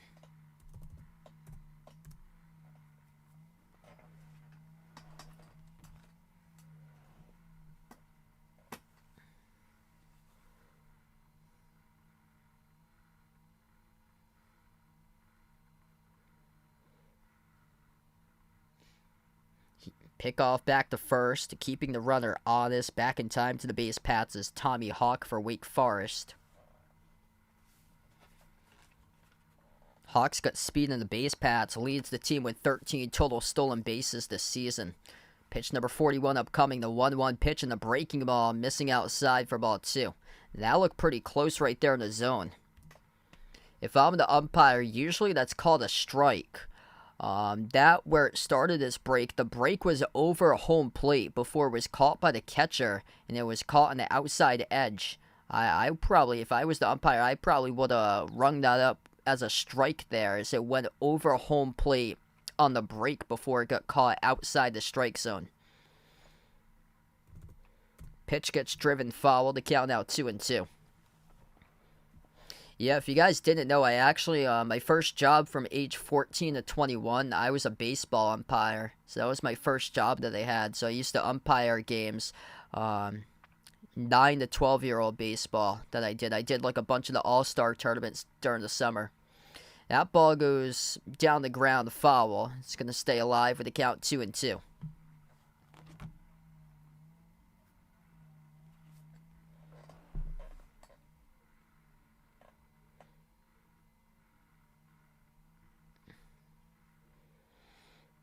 Nick Kurtz, the batter, the 2-2 pitch. Kurtz flies it off the bat, as it will go foul.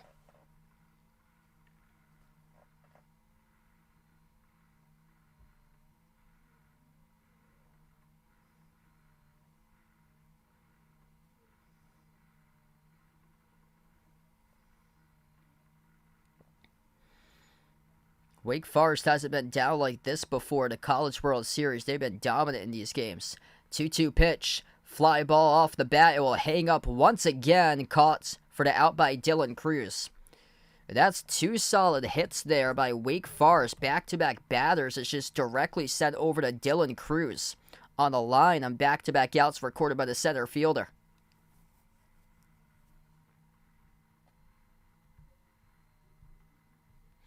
What's good, Jennifer, the stream? Welcome in. Taking LSU tonight. Hit us up in the chat, by the way, who guys like tonight in this one here, LSU or Wake Forest. LSU strong in the poll right now, up by a landslide, 73-27.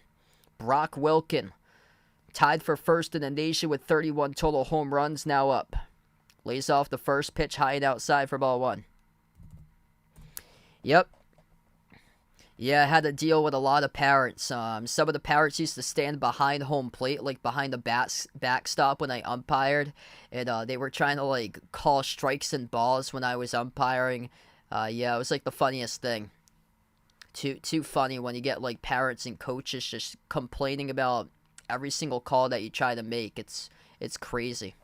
Like, some of these players that I umpired were, like, 8-year-olds. Like, 8U All-Star tournaments, 9U, 10U, 11-year-olds, 12-year-old All-Star tournaments, and these are either like elementary school students or middle school students, and you got parents and coaches complaining about the calls. It was crazy. Yeah, that's how. I'm actually from Massachusetts, and a couple of towns over, they actually had the umpires stop umpiring for I think like last week they stopped umpiring. And there's been no umpires for a couple of the games because the parents have treated the umpires terribly. Bowing back in the count now on the mound for Griffin Herring as the count goes 2-2 to Brock Wilkin, the batter. This is a huge out right here if he's able to record it. It looks like that sun in Omaha, 7:36 p.m. That sun right now in Omaha is quite a problem. We saw that in the last game. Wake Forest misplayed a ball earlier on against LSU. And it's got to that point once again today that the sun started to be a problem out there for the outfielders. 3-2 pitch. Missing down in the spot, and that's ball 4.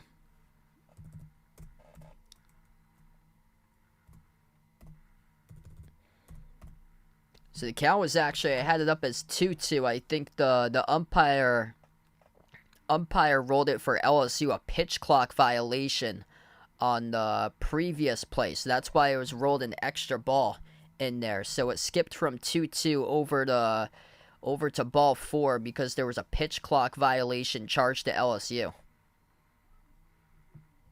So LSU will have a mound visit now, but they did just get past the number 4 batter in the order who is on first. So not bad right there when you allow the tie for the league leader to not make any contact and play with any of the pitches and just results in a walk. So now you got one more out to get through this inning for LSU here.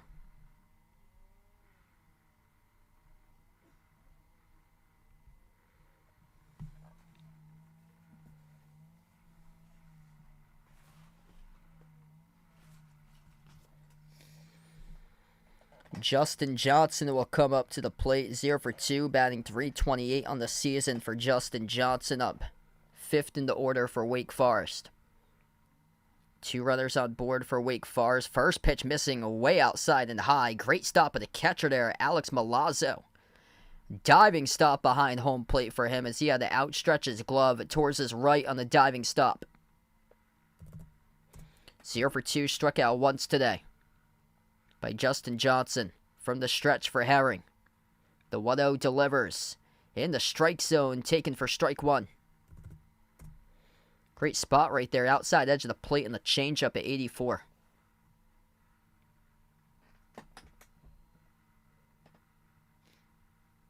Here's the 1-1 pitch. Swing and a miss, strike 2. Down and inside, and he offered by Johnson, the batter. And now the count goes 1-2. Haven't seen a Wake Forest in this game swing at junk, but right there able to get him to offer the pitch that was inside and down. Payoff pitch up coming for Griffin Herring. The 1-2 delivers. Swing and a miss, strike 3. Once again on the breaking ball. It's down in the zone. 2 runners left stranded for Wake Forest. One of the best teams in scoring this season, limited to 2 runs so far through 5 innings offensively. For the Demon Deacons is LSU, doing a great job all throughout the course of the College World Series on the mound and through their defense.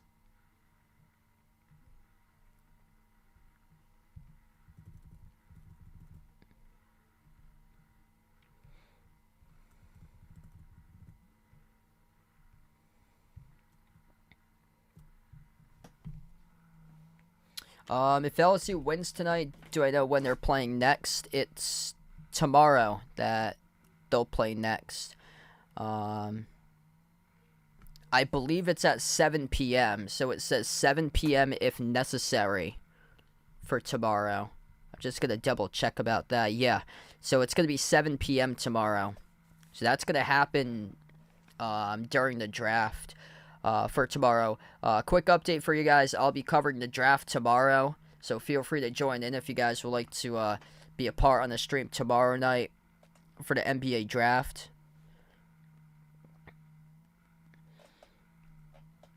So it looks like tomorrow's game will be tomorrow at 7 p.m. Eastern time if LSU holds on and wins.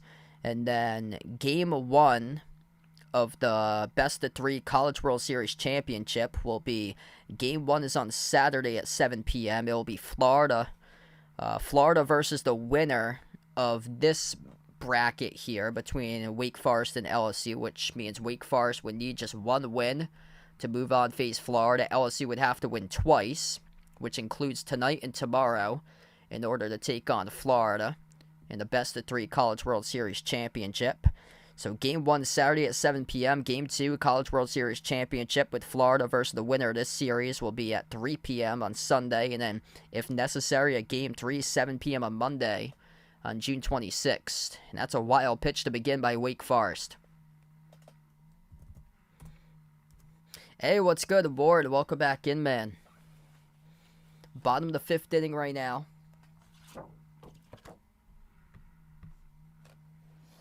Seth Keener still on the mound as he's on a roller coaster of a game. He allowed a 4-inning, and he just...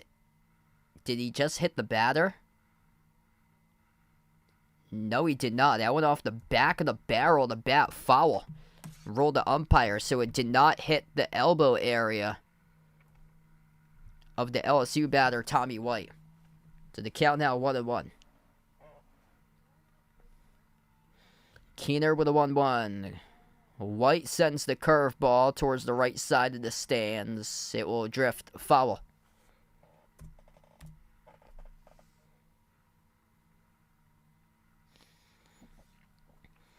Not sure just yet. I'll update you guys on that. I'm leaning towards doing it on Saturday night. Just have to figure out. Throw across the diamond. Great tag applied there by Nick Kurtz for the out as he tags out the base runner.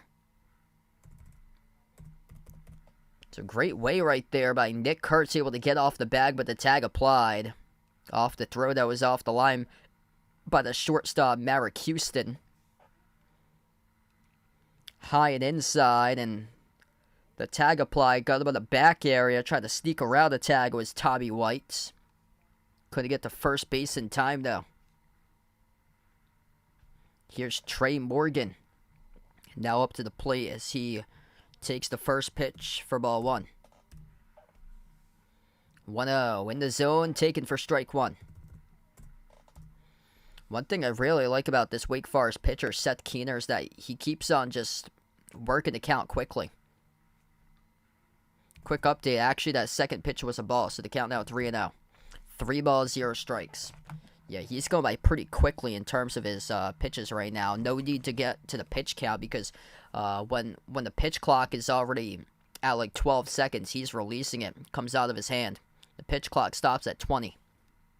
So it starts at 20, and by the time it gets to 12 seconds, he's already released it. That's a 4-pitch walk to Trey Morgan.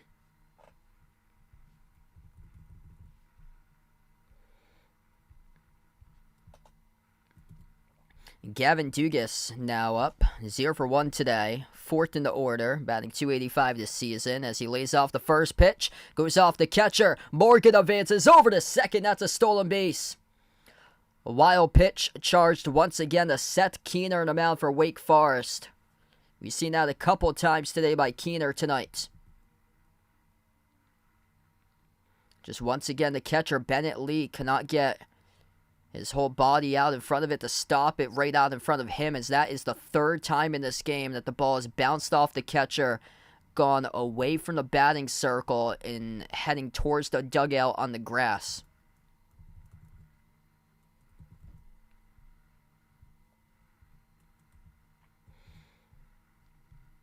Kind of shocked that Keener had the inning that he had during the last inning where he struck out the side, but now Wake Forest will finally make the pitching change. So new pitcher will come into the game now at the bottom of the 5th inning. It will be number 51, Sean Sullivan. He had been warming up in the bullpen for a while, but he will come into the game now. Sean Sullivan, a transfer from Northwestern, a sophomore from Andover, Massachusetts, comes into the game, a left-handed pitcher.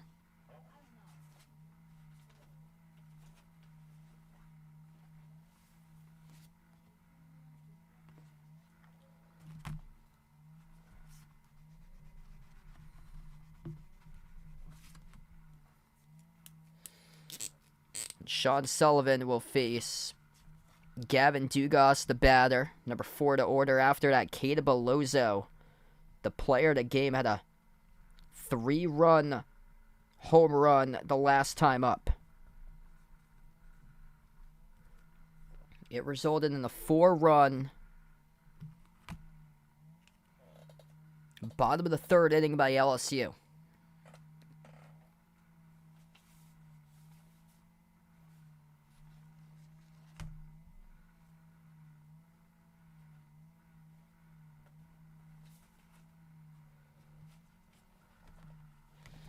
Seth Keener, 78 total pitches thrown. He is responsible for the runner on second.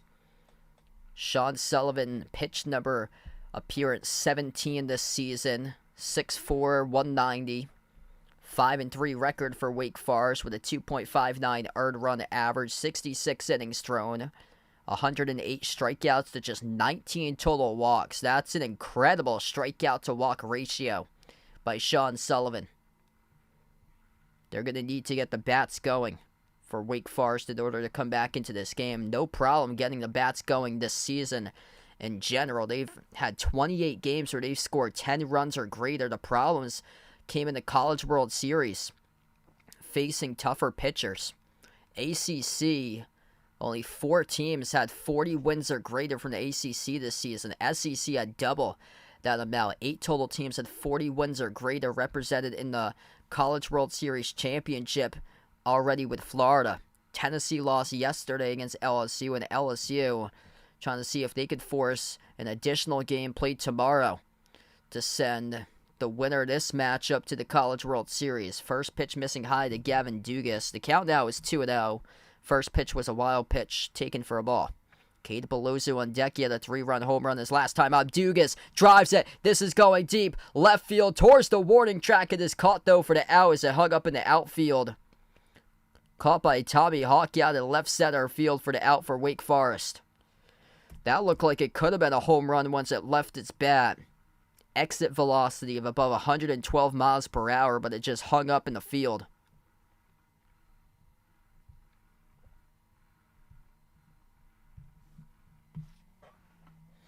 Got a great piece right there by Gavin Dugas. This will bring up Cade Bellozo, the 3-run home run shot at the right field bullpen the last time up. Bellozo takes the first pitch in the zone at the letters. Fastball for strike 1. Hitting on the fastball right there at 93 miles per hour by Sean Sullivan. Left-handed pitcher from the stretch. Sullivan, the 0-1 pitch. Bellozo tags it foul.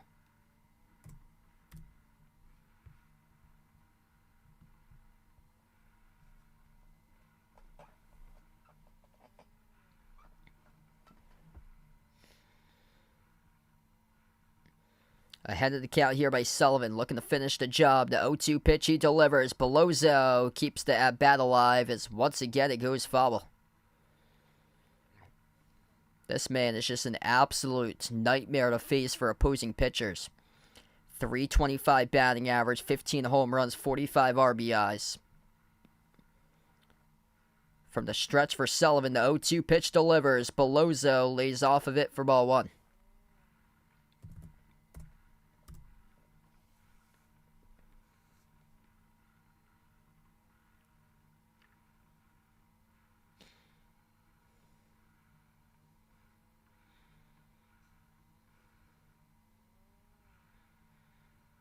Here's the 1-2, missing down and away for ball 2.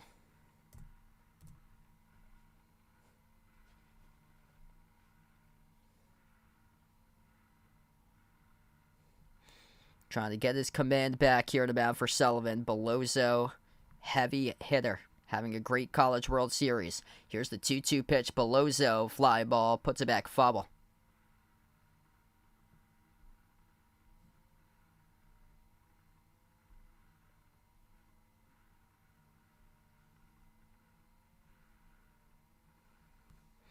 Quite the at-bat here, stretching it out. Great pitcher versus great batter. Who will win this battle? Pitch number 10 coming up by Sean Sullivan. The 2-2 pitch he delivers. Swing of the miss, strike 3. Gets Bellozo early in the swing over the top of it on the breaking ball.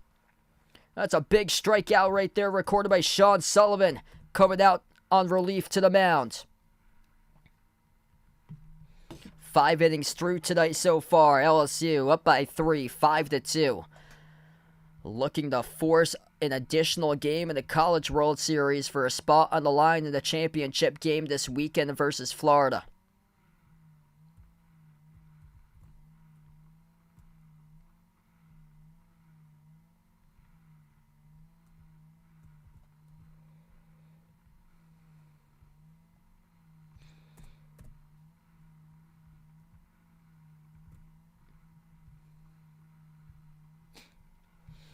If you're new in the stream, make sure to hit the thumbs up, spike the like, hit the subscribe, ring the notification bell as well if you guys are new in the channel. Thanks all for joining in, being a part here in the stream tonight. It's been a great game between these two teams going down here right now.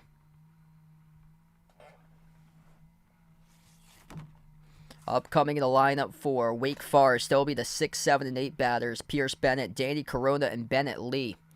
All due up for Wake Forest at the top of the 6th inning.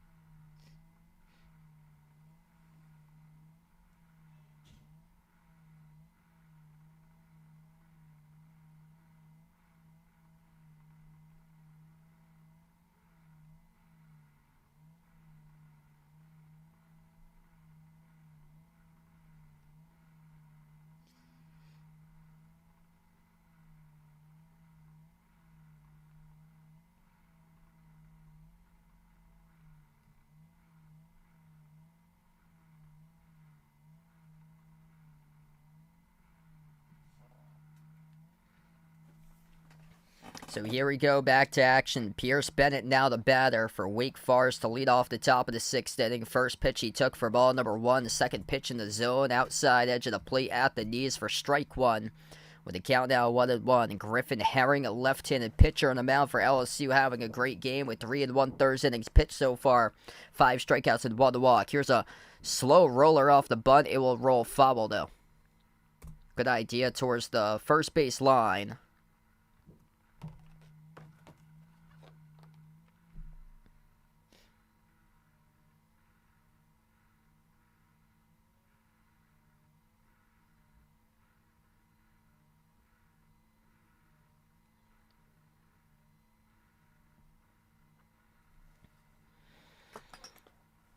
Whoever wins this series will take on Florida this weekend in the College World Series Championship best of 3. The 1-2 pitch.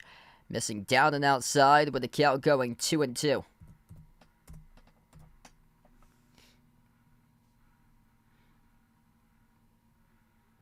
Six College World Series championship for LSU, just 1 total back in 1955 for Wake Forest. This ball gets ripped right through the gap up the middle. That's a base hit single to lead off the inning by Pierce Bennett for Wake Forest.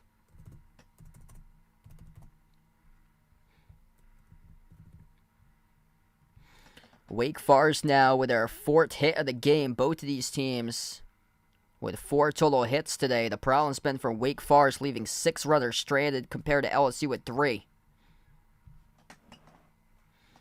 Danny Corona, the designated hitter, up 7th in the order. Struck out twice today. He is 0 for 2. Nobody's been able to turn 2 so far. LSU looking to do that. Corona, ground ball right side. It will roll slightly foul. That was close. Trey Morgan tagged the bag at first. He picked it up, though, in foul territory on the ground.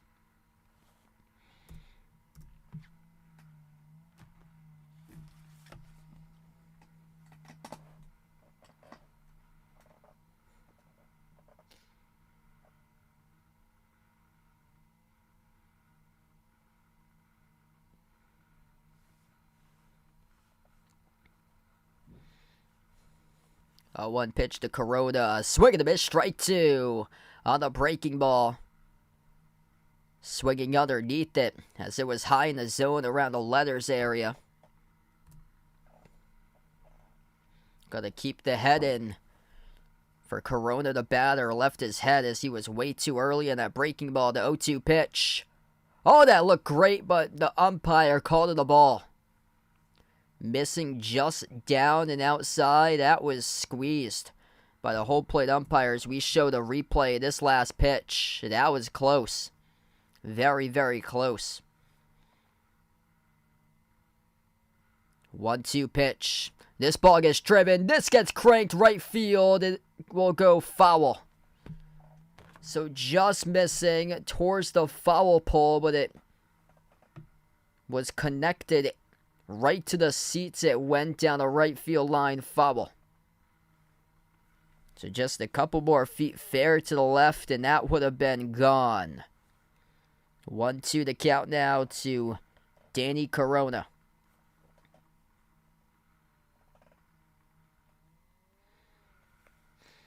Griffin Herring looking for an out to record. From the stretch, the umpire will call time.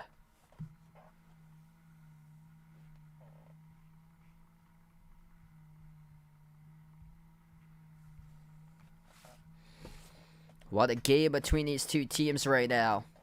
If you're new to the stream, hit the thumbs up, spike the like, hit the subscribe. Ring the notification bell as well. 65th pitch upcoming by Griffin Herring today in the mound for LSU.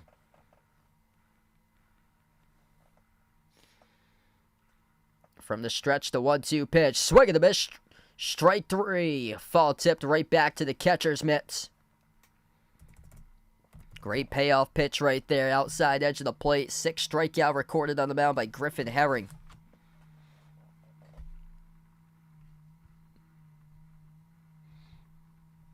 That was a great way to battle back. He knew that he cranked the last pitch and the pitch that was inside. So what do? You go back to the outside edge of the plate where he's ahead of the pitch for a left-handed batter, and that's exactly what you do for a strike 3. First pitch swung on, high fly ball, hangs up though, and right center field, and that's caught for the out by Braden Jobert.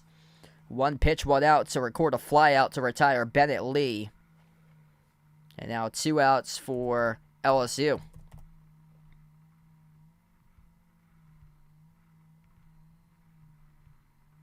Oh, wow, that's great. So, yeah, Wake Forest got some good history then with sending players to the major leagues.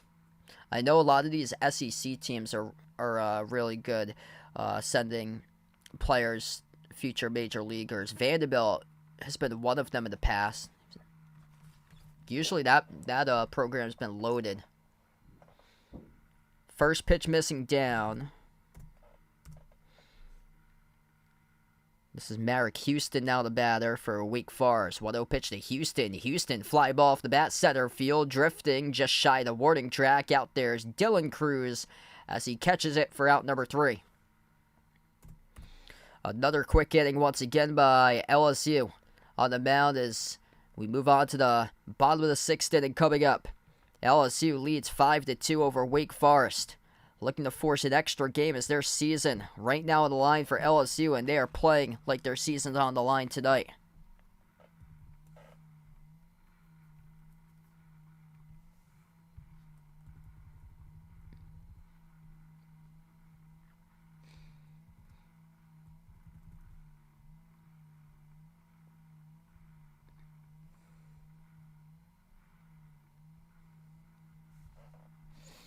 Yeah, this has been a really good game tonight. Good to see that both of these the pitchers in this game have settled in nicely. It's been all scoreless baseball ever since LSU had that 4-run bottom of the 3rd inning. After that, both of these teams have been held scoreless. Wake Forest, though, 7 runners left stranded.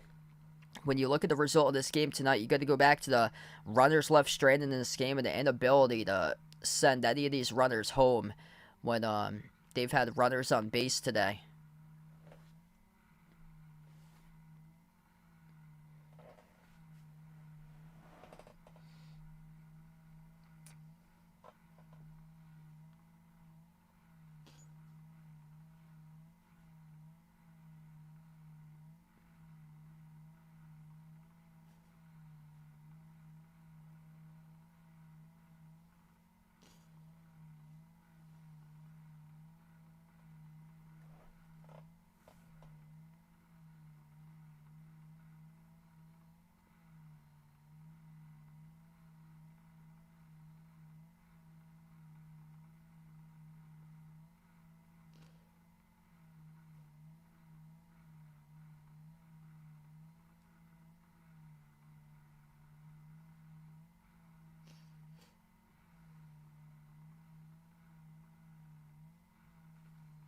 Back to action. First pitch gets cranked towards the left side. Dugout foul.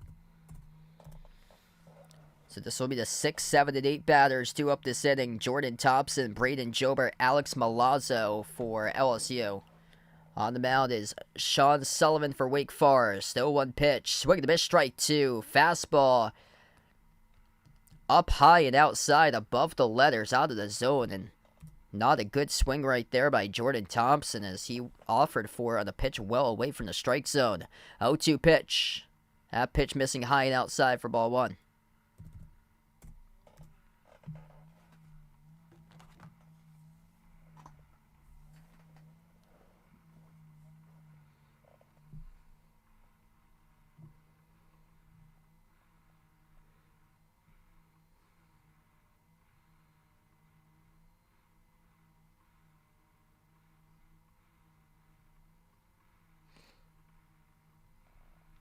Here's the 2-2. Called strike 3. Wake Forest to the mound, ringing up the backwards K. Sean Sullivan putting out Jordan Thompson, the batter.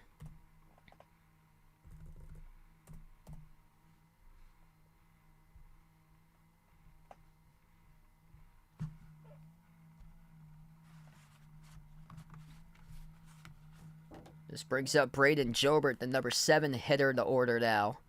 First pitch in the strike zone for strike 1. This could be one of those games like directly to the finish where nobody else scores. This pitcher has a ERA below 3 with Sean Sullivan this season. 16 pitches thrown so far. 0-1 taken for strike 2 in the fastball 92. He's grooving right now in the zone. He is finding it around the letters and back-to-back fastballs. Sullivan looking to put out Jobert here. From the stretch. 0-2 pitch. He will go back. Foul.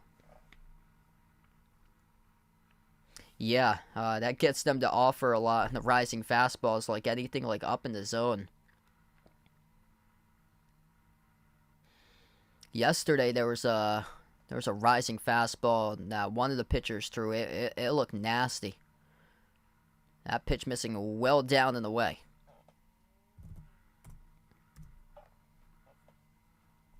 So 1-2 upcoming. Pitch number 20 here on the mound for Sean Sullivan. Really finding his command in this game.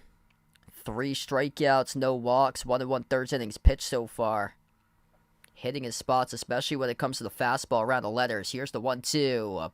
Swing and a miss, strike 3. Back-to-back strikeouts recorded on the mound by Sean Sullivan for Wake Forest. He's only throwing around like 92 in his fastball. He's going 3/4 sidearm with his pitching stance, but it seems like the ball is coming in even faster, even though it's 92. It's not like 95, 96 like we've seen some other pitchers throw in the College World Series, but he's not throwing like completely like overhand. He's throwing 3/4 sidearm for him. Actually, when I pitched, that was my pitching type of style too, was like a 3/4 sidearm type of throw. Alex Milazzo now up, batting 8th in the order, 1 for 2 with a single today. 1-0 pitch, squares the bunt, pulled it back. Is it in the strike zone or no? ESPN's late to the graphic too, and finally they put up 2-0. Wow, that looked like a pretty good pitch. The umpire must have just completely missed the square by the catcher there. 2-0 pitch. And that pitch will miss as well outside. Those are 2 darn good looking spots by Sullivan, but the umpire called him outside. Same pitch, same place in the fastball. Sullivan 3-0, squares the bunt, pulls it back. That time in the zone, a little bit in that time, gets the part of the plate for a called strike 1.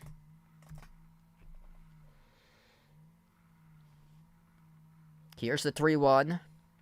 In the strike zone again, a little bit more inside. That time towards the heart of the plate, strike 2. 25 pitches thrown so far by Sean Sullivan. He struck out 3. He's walked 0. 3-2 pitch. And that will get put back foul. Off the bat of Milazzo. Milazzo 1 for 2 today. Nobody with a multi-hit game for LSU. Cade Belloso, though, with a 3-run home run at the bottom of the 3rd inning, and that's been the difference in this game. 3-2 pitch, ground ball, left side of the infield, gets past the third baseman, gets past the shortstop, and that's rolled a base hit by Alex Milazzo. Shoots it right through the gap right there. Patched the outstretched diving glove. The third baseman, Brock Wilkin, trying to take it at the angle. Then Barrick Houston tried to play it too. And he was at the back of the infield for the shortstop, and he booted it as it went off the diving glove. And then, oh yeah, it actually went past the shortstop of the backhand. So it actually went past the shortstop of the backhand. I wasn't sure if he booted it first, but no, that was just clearly skipped over the glove of the shortstop. Houston, first pitch here. Taken for strike one in the zone by Josh Pearson.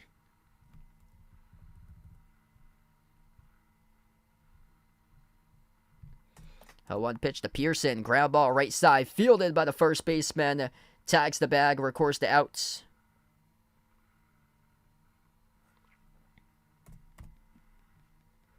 Six innings through so far tonight. LSU holding on to a 5-2 lead right now as they are looking to force the deciding game with a trip on the line in the College World Series to face Florida in the championship game this weekend.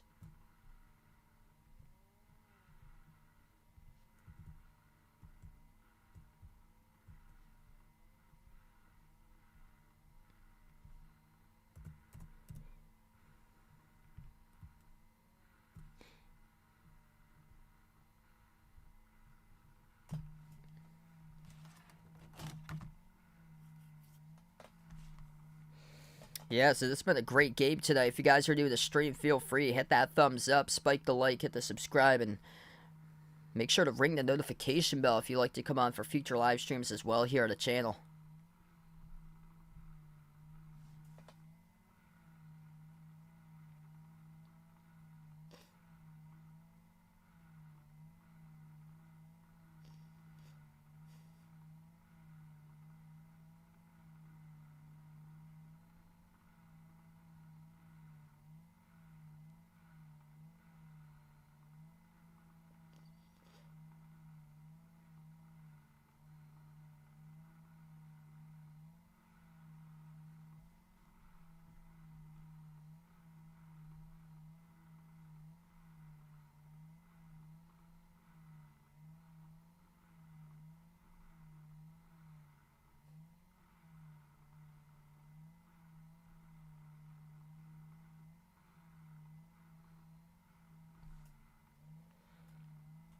Wake Forest is looking for something offensively. 2 total runs. They've had 3 runs in each of their first 2 games in the College World Series.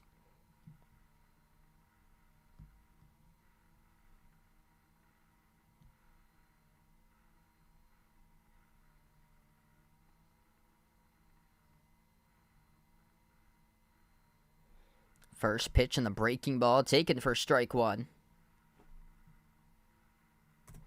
This is Tommy Hawk, the leadoff batter.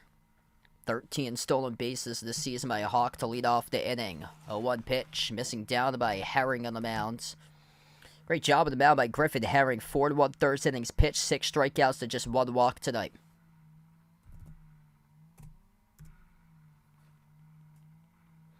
Pitch number 71. Herring missing down and away at the fastball 90 with the count going 2-1. Hawk, one of 2 multi-hit players tonight for Wake Forest. Hawk is 2 for 3. Pierce Bennett 2 for 3. But after that, everybody else has gone hitless tonight in this game. Just 4 hits combined with 2 each between Hawk and Bennett. Taken in the zone for strike 2. The count now 2-2.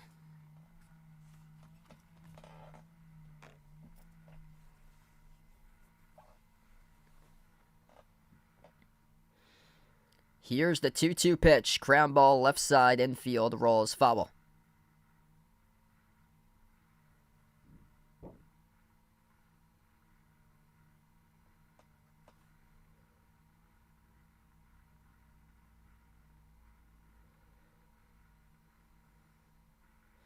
Two-two pitch. Breaking ball. Shot towards the left side. Foul. So a couple good pieces here to stay alive at bat with Tommy Hawk.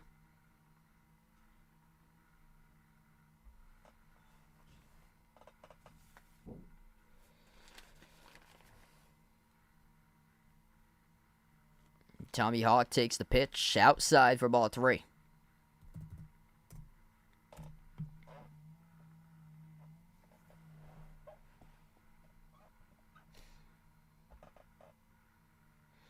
Here we go. The 3-2 pitch delivers. Hawk sends it over to center field. Off to the gap it goes. Down in shallow centers. Now drop down for a base hit. Good piece of hitting right there. Able to get the hands back and the breaking ball up there in the zone and send it right up the middle.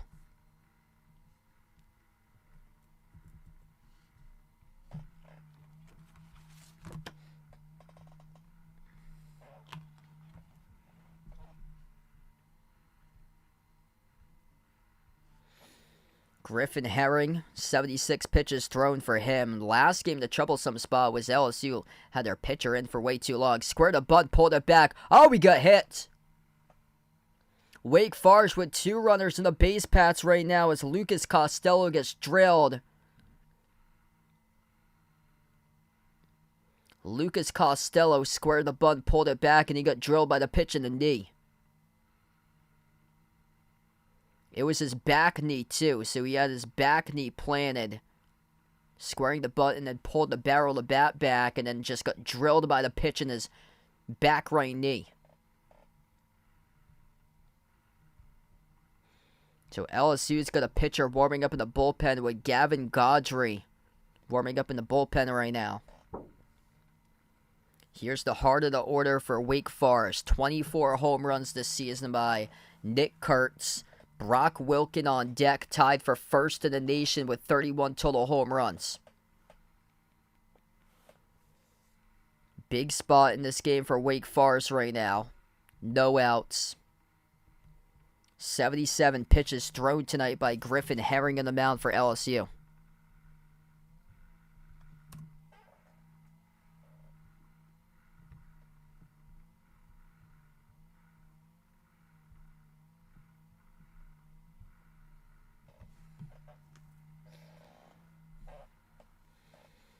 Two runners aboard, no outs. Dangerous situation, especially if Wake Forest can turn one here. And the first pitch missing inside.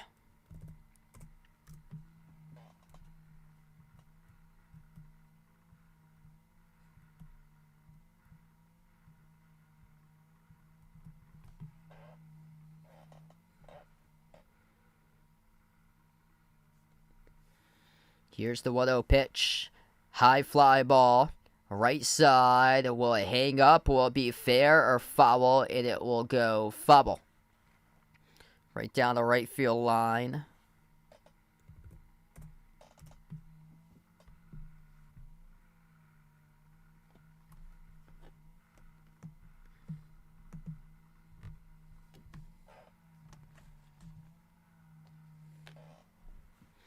Nick Kurtz, a lot of power in his hitting, looking to put one fair to see if he can tie it up here at 5. 2 runners in the base paths. The 1-1 pitch. Ground ball right side of the infield, looking to turn 2 for LSU. Underthrow the second, and now result in the fielder's choice. A great slide right there, able to break that up for Wake Forest, able to just get 1.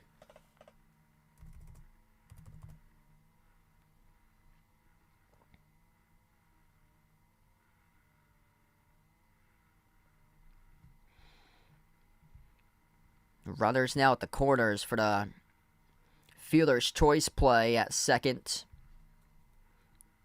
Dugas to Thompson. And now LSU will have a mound visit.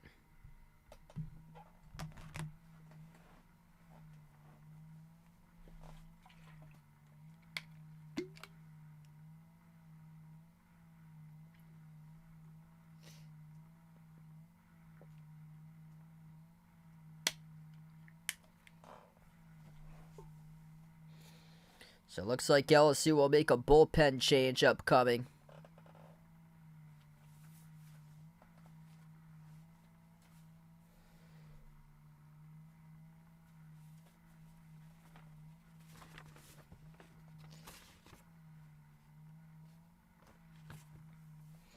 Gavin Gaudry, number 1, will come into the game and be the relief pitcher with 1 out.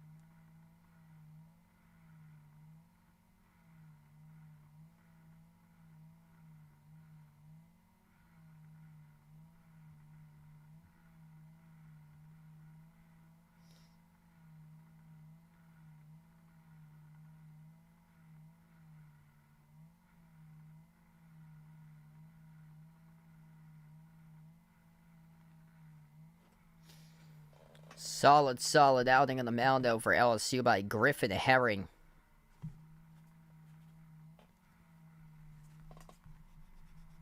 "80 pitches thrown, 4 2/3 innings, 6 strikeouts.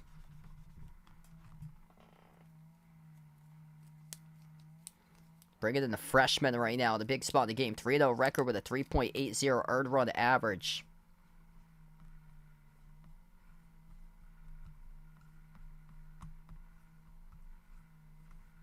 By Gavin Guydry, the pitcher on the mound.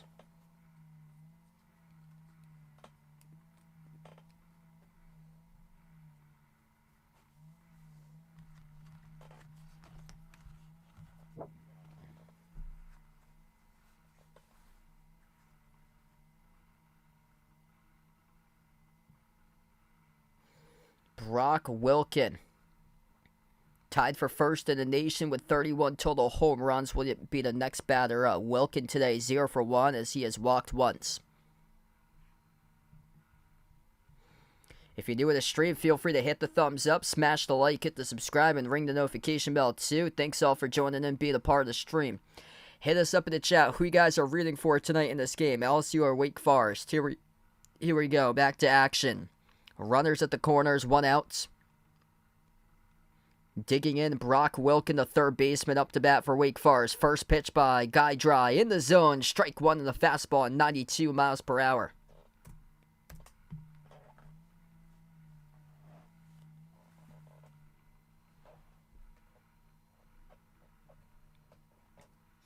From the stretch for Gavin Guydry.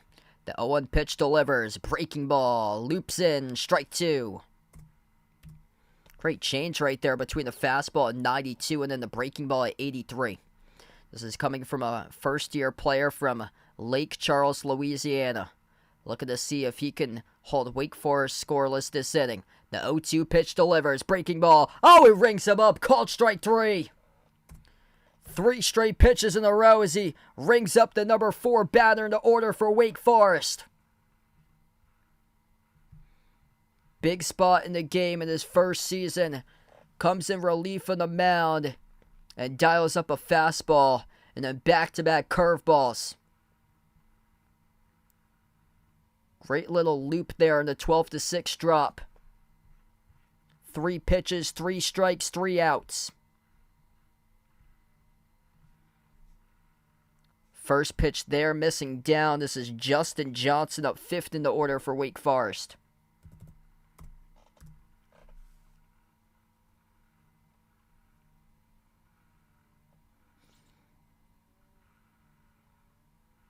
From the stretch, pitch number 5 of the game. This pitch fly towards the right side, foul.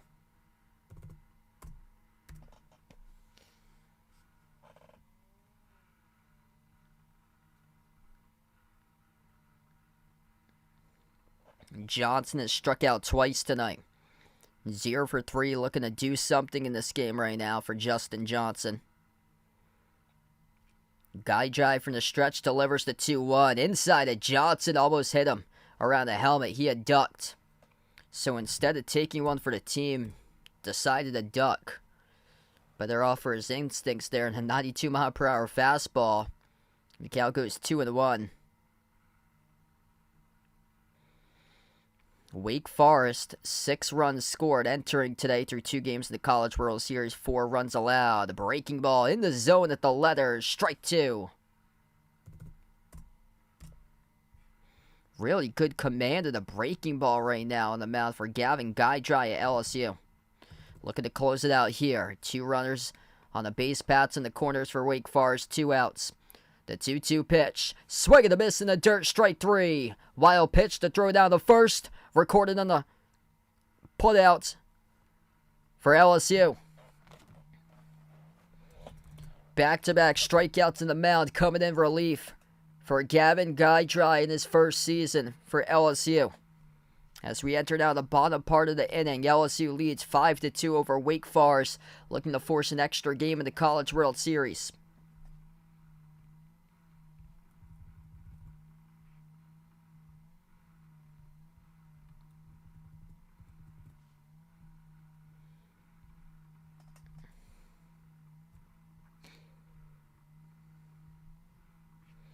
What a game tonight between these two teams. Welcome in everybody being a part of the channel right now. As it'll be Wake Forest with the batters 2 up, 1-2, or LSU with the batters 2 up at the bottom part of the inning. 1-2-3 for LSU. Dylan Cruz, Tommy White, Trey Morgan.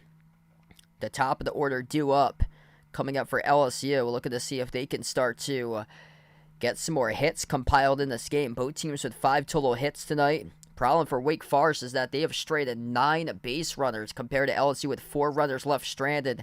The game ball so far today goes over to Cade Bellozo. 3-run home run, the bottom of the 3rd inning for a 4-run inning for LSU. LSU scoring all their runs in either the 2nd or the 3rd inning. LSU trailed early on 2-0, and then they scored their first run at the bottom of 2, and then LSU scored 4 more runs in the bottom of 3. After that, both of these teams have been held scoreless throughout the course of the game tonight.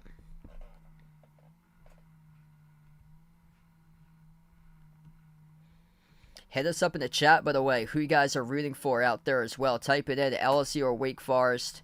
It's been a great game between these two teams.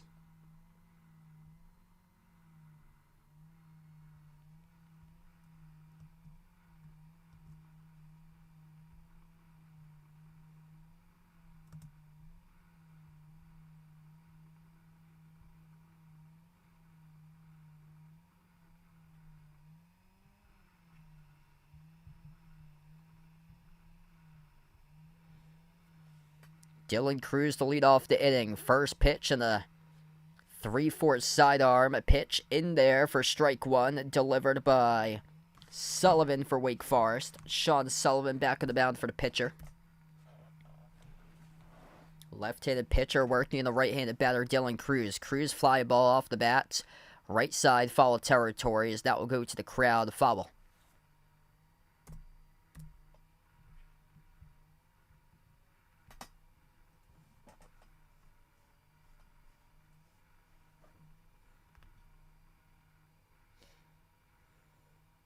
Oh, 0-2 pitch.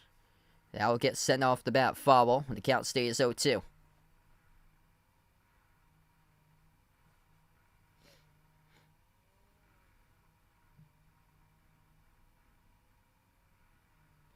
Here's the 0-2 pitch. Once again, goes off the bat at Dylan Cruz, foul.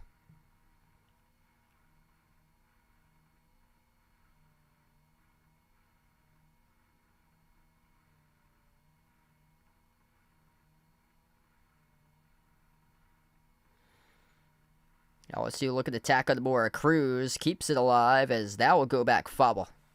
Right back to the backstop.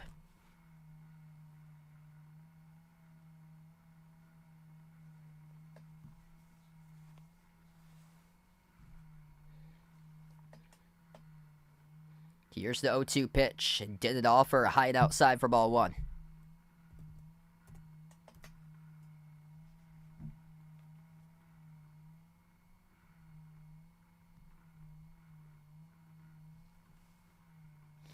Here's the 1-2 pitch. Ground ball left side of the infield. Fielded by the shortstop. Throw it across the diamond. High fly though.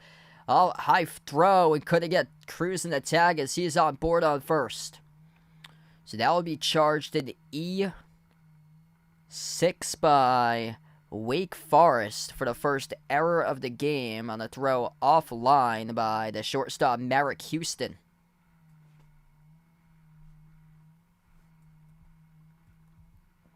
Merrick Houston missing the mark there in the throw. The tag tried to swipe Cruz, but Cruz was on the bag in time. Pickoff back to first, bang bang play. Cruz is safe though, very close.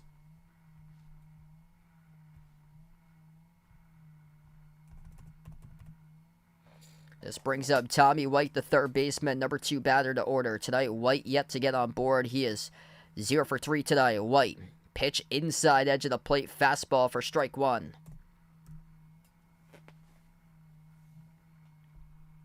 That was...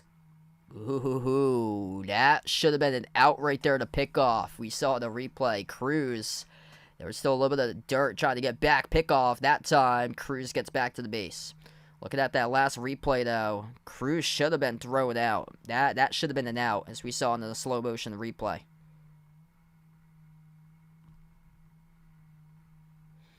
And this ball gets shot into the gap. Right field as that ball gets hit.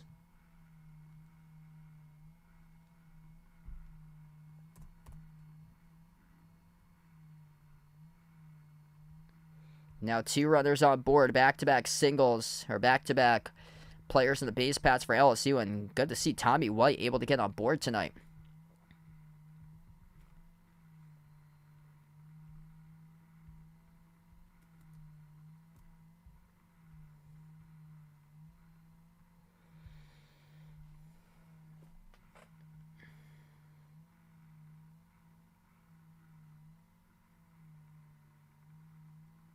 So here comes up Trey Morgan to the plate. 1 for 2 with a single, a walk, and a run scored. Batting third in the lineup.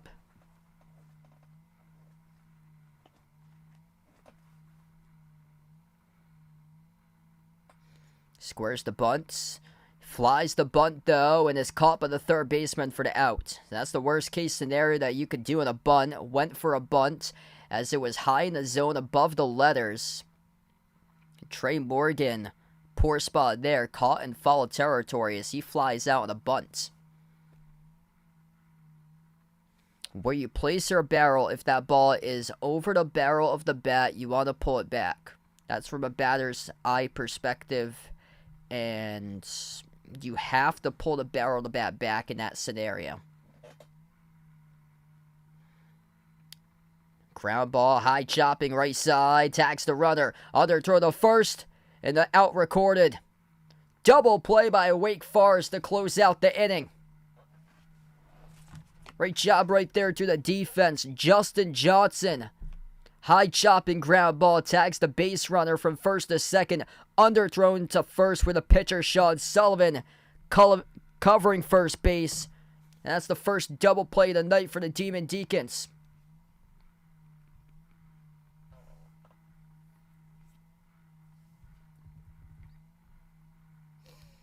Three quick outs recorded just like that in the previous 2 pitches. Top of the 8th inning coming up here in this one. Oof. Yeah, hopefully they'll get back McGuire up soon. It's tough right there that he had to leave the game. Hopefully he's okay.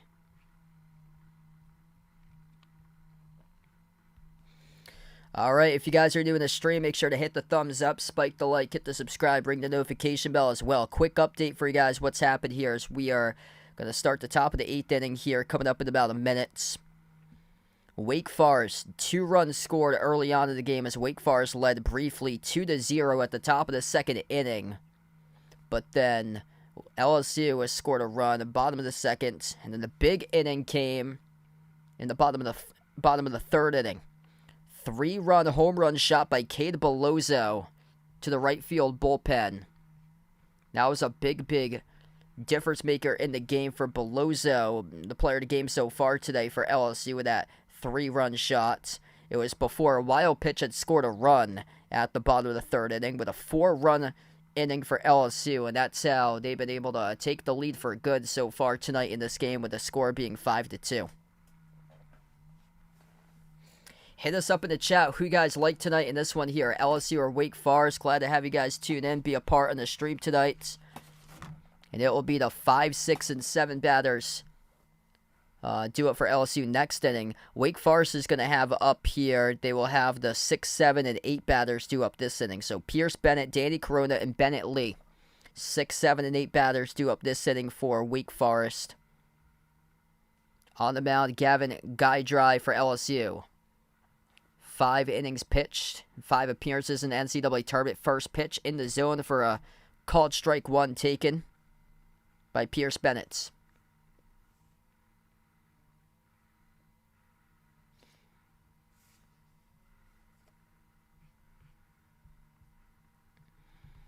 Second pitch followed.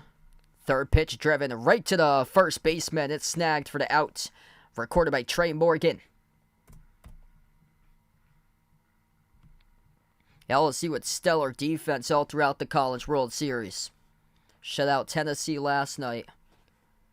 doing damage tonight to force an extra game to decide who will take on Florida, with a winner take-all matchup tomorrow if LSU can hang in control of this one. 5 outs away now for the Tigers from forcing an extra game. Guy Dry's pitch on the breaking ball just below the knees for ball 1.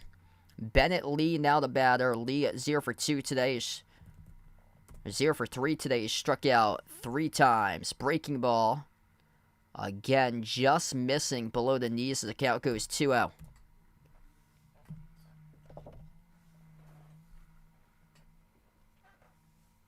Guy Dry with a 2-0 pitch. Lee, high fly ball, left side, hangs up in the air for the left fielder, who's under it for the outs by Josh Pearson, recording the putouts. 2 quick outs now for LSU.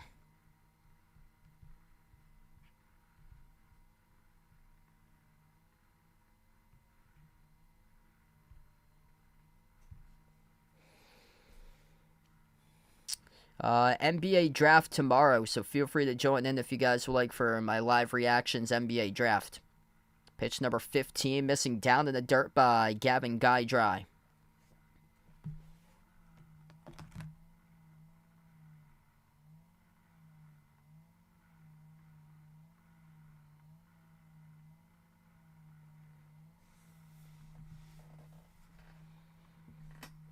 It's the 1-0 pitch. Outside edge of the plate, taken for strike number 1.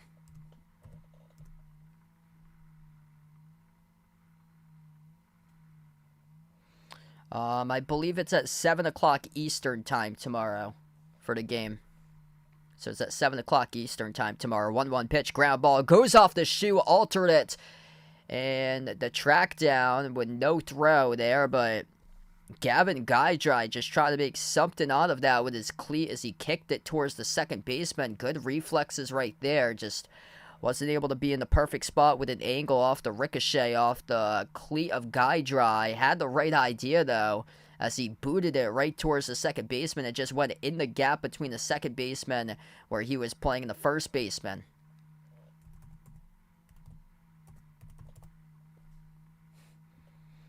Hey, there you go, Mario. So 1 runner on board now for Wake Forest. Breaking ball taken for strike number 1. The umpire opening up the zone right now in this game as Marek Houston turned away from it. Inside edge of the plate, and it was up towards the letters, but the umpire called it for strike 1. A 1 pitch. Missing down and outside in the fastball at 90 miles per hour for ball 1.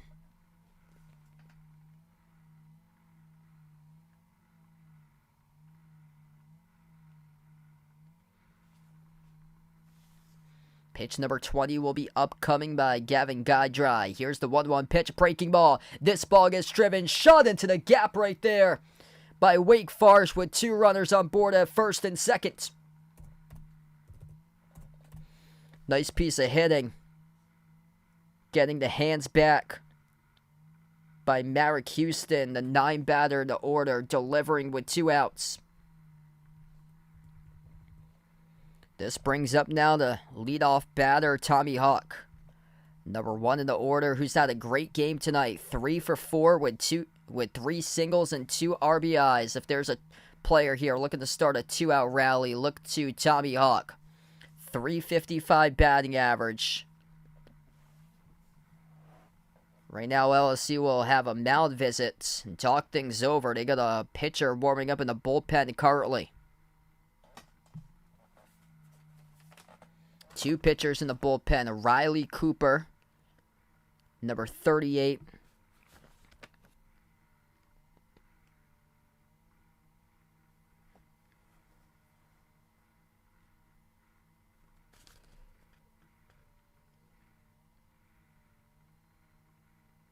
Riley Cooper had pitched yesterday, and here he is coming out to the mound. So I'm not sure about his pitch count, what exactly it is, but Riley Cooper did pitch yesterday. And once again, get ready for the big boy to come out onto the mound once again. Left-handed pitcher Riley Cooper, he was doing work last night. 6'2", 270 for the junior from Fresno, California. in relief right now for Riley Cooper. 2 runners on board, 2 outs. As we'll take a little brief break here of the action.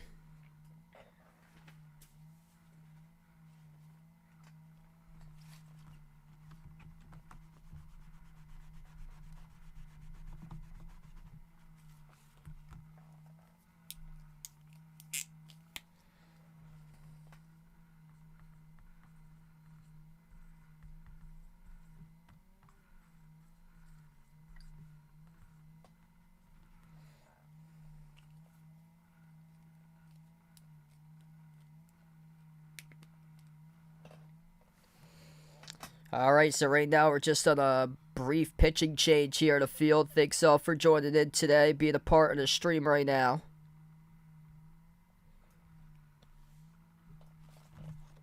Wake Forest with their at-bats. Yeah, tomorrow night's going to be on ESPN2 since the draft is on ESPN and ABC. 30th appearance this season on the mound by Riley Cooper for LSU. 4-3 record with a 4.63 earned run average. 56 and 1/3 innings pitched, 58 strikeouts to just 18 walks.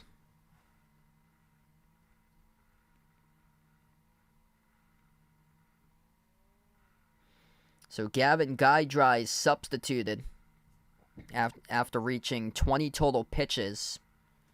This brings in Riley Cooper onto the mound now for LSU in relief. LSU pitching their 5th different pitcher today. At one of these innings, they had 3 separate pitchers pitch. That was early on in the game. At the top of the 2nd inning, they had 3 different pitcher substitutions. Javin Coleman got the start. Blake Money barely pitched. Griffin Herring then came in, and he threw a great gem on the mound for Griffin Herring throughout. Gavin Guy just threw 20 pitches, and now to the 5th pitcher tonight for Riley Cooper. First pitch by Cooper. And that pitch missing outside for ball 1. This is Tommy Hawk now, the batter. Hawk, the number 1 batter in order for Wake Forest. 1-0 pitch. Hawk sends it back foul. Ooh, the catcher a little bit slow to get up. Alex Milazzo might get hit on the hand area by Milazzo. Trying to walk off the pain right now by Milazzo as we see him crouched down, and attention needed to his hand areas. He had his glove out. What happened here? Ooh, the barrel of the bat came back and hit the glove area. Milazzo, as he had a stinger in his hand after the barrel of the bat came back. And this ball gets shot right to the third baseman, caught by Tommy White for the final out of the inning. What a laser right there off the bat by Tommy Hawk, but incredible reaction time by Tommy White of LSU as he snags it and records out number 3 of the inning. Absolute laser. Put out your glove directly to the left, and that's what happened right there by number 47 in yellow, white, and purple for the Tigers.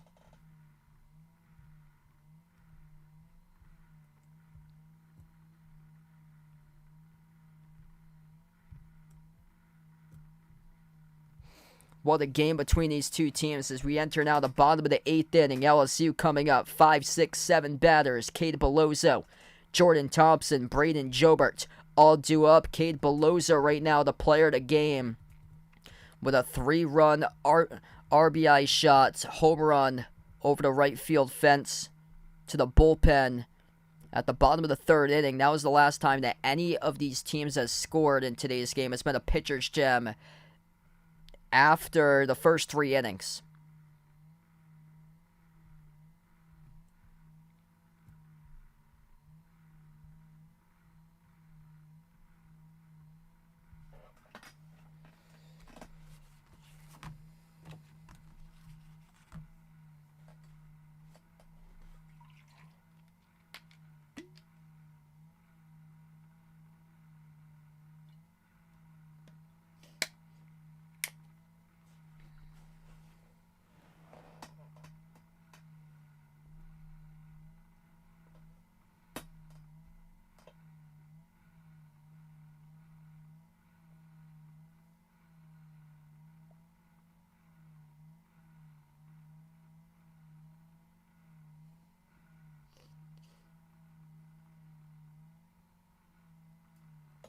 Yeah, I heard about that. Emil Jefferson. I feel like he was in the league a while ago for him. That name sounds very familiar. Pitch number 40 now for Wake Forest as we get back to action. Sean Sullivan, the pitcher at about, pitching to Cade Bellozo. First pitch outside, Bellozo with a 3-run home run, difference maker in the game. Early on at the bottom of 3. Second pitch missing down in the zone for ball 2.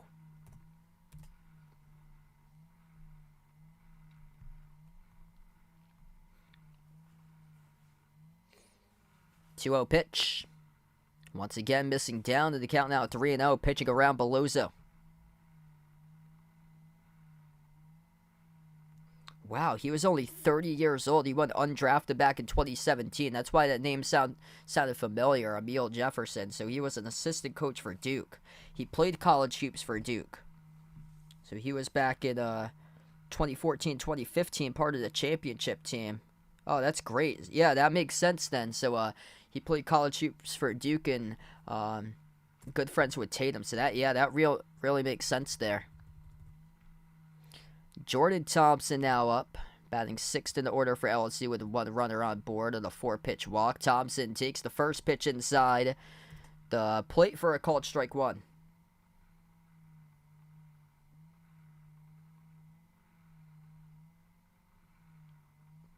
So yeah, that's why it sounded familiar. 2018 to 2020 played for the Orlando Magic. First pitch down and inside for ball 1. 45 pitches thrown in the mound by Sean Sullivan. The 1-1 pitch. Inside and down once again, and the count goes 2-1.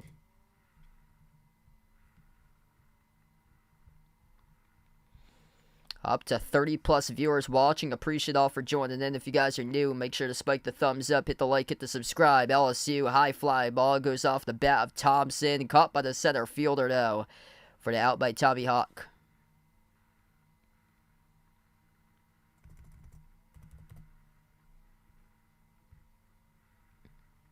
Hey, what's good? Andrew in the stream. Welcome in, man. Sorry to hear about that, man. Yeah, no problem. Glad to have you back in the stream when you get the chance. Hope all is going well.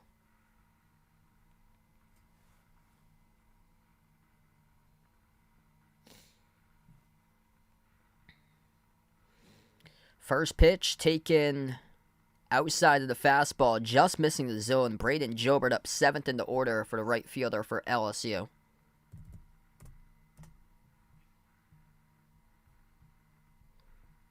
Here's the 1-0 pitch. A swing and a miss, strike 1.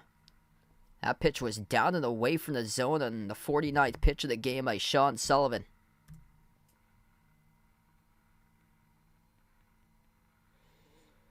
Wake Forest, the last inning, able to turn 2. Looking to do it once again, a 1-1. Outside edge of the plate and the fastball, missing the zone as the count goes 2-1.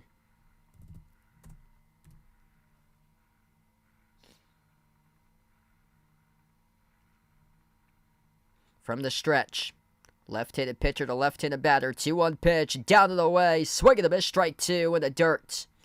As the count goes 2-2 now to Jobert. 2 terrible hacks. If he laid off of both of those pitches, it would have been a 4-pitch walk by now. 2-2 pitch. Down and away, did not go through, and the count goes full.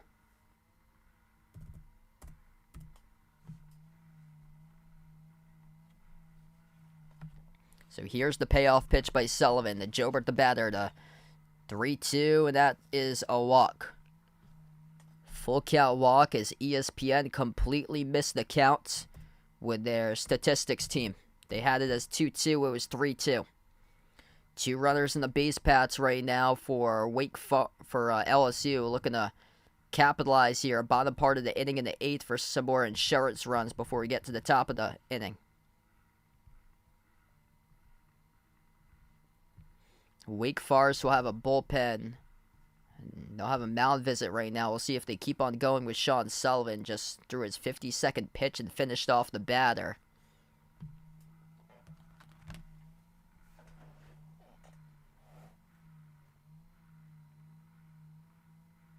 Oh, wow, that's awesome. Yeah, being able to play D1 baseball, that's incredible. That's unfortunate that he's not playing for Wake Forest right now, considering look at the team tonight where they are. One of the top 3 teams in the nation still standing, ranked at number 1 right now. But yeah, hopefully he transferred to another program that's pretty solid. I was gonna say the best place to transfer by the looks of it has to be Florida right now. Florida win over TCU today, advancing to the College World Series championship round.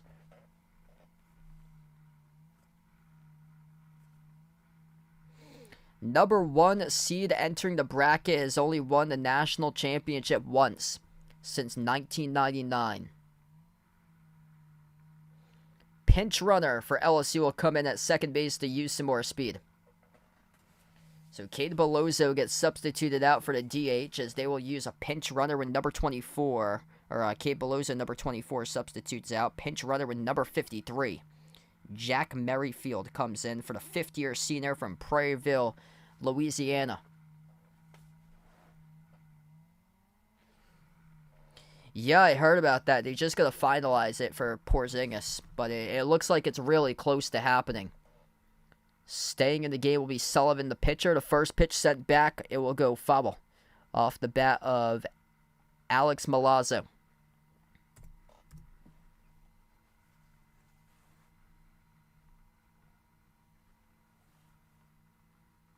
From the stretch by Sullivan. The 0-1 pitch he delivers up high above the letters for ball 1.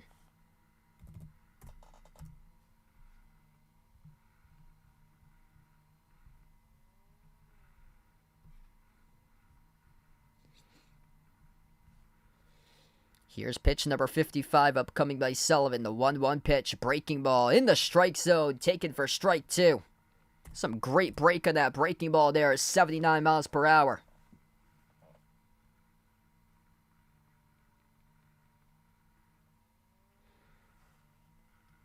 One-two pitch to Milazzo. Fly ball going deep. Right center field. Could advance the runners. It gets caught by Tommy Hawk, the center fielder.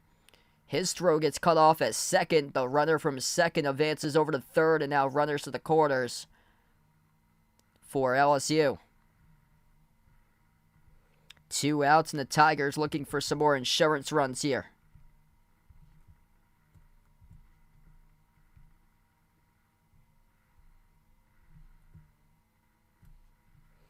That's great, man. So he was a Major League Baseball player, played for the Brewers. That's awesome. So he has cinnamon when they used to come to McCoy a long time ago. That's awesome, man. First pitch in the fastball, taken up at the letters for a strike. Josh Pearson now up, number 11. And number 9 batter to order for the left fielder. 1. It'll be a pickoff back to first. Throw to the plate, the tag applied. Oh, he's out. The base runner off the pickoff at first. There was another base runner at the opposite corner at third. Tried to pull a fast one off the pickoff at first as he tried to advance over from third to home. And the throw went from first to home plate. And the tag applied by the catcher and didn't even come close to touching home plate for the pinch runner by Merrifield.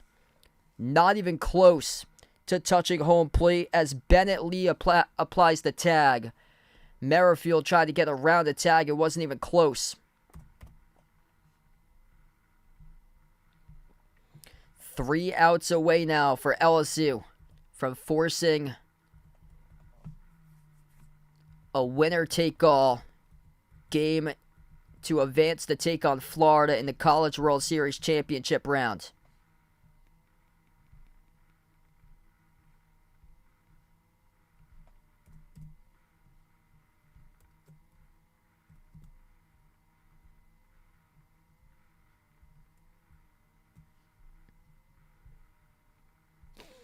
What a game tonight.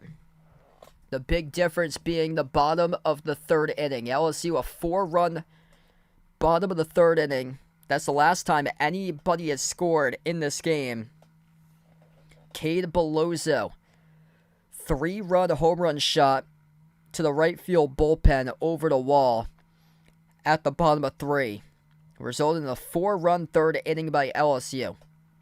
Wake Forest briefly took the lead 2-0 to begin the game. At the top of the second, LSU scored a run at the bottom of 2. It was 2-1 entering the third inning, and then LSU tacked on 4 runs. 3 of those from a 3 RBI home run by Bellozo. Right now, LSU 3 outs away from recording the victory against the number 1 overall seed in the bracket, forcing an extra game to be played in the College World Series. Wake Forest going to look back on this game tonight, and they will see 11 runners left stranded. The heartbreaking, crushing way that they have lost this game tonight, leaving 11 runners left stranded on the base paths. Here we go, top of the 9th inning, 3 outs away for LSU from forcing a winner-take-all game tomorrow to take on Florida. Whoever wins tomorrow night's matchup at 7 p.m. Eastern Time. Lucas Costello now up as he takes the first pitch outside for ball 1. Costello leading off the inning for Wake Forest. The pitch down and inside for ball 2. This is the 2, 3, and 4 batters. The heart of the order upcoming for Wake Forest. Costello, Kurtz, and Wilkin. Kurtz and Wilkin specifically. Those 2 players have combined for 55 total home runs this season. Pitch taken in the zone for a called strike. 2-1 now as that misses down. The count goes 3-1.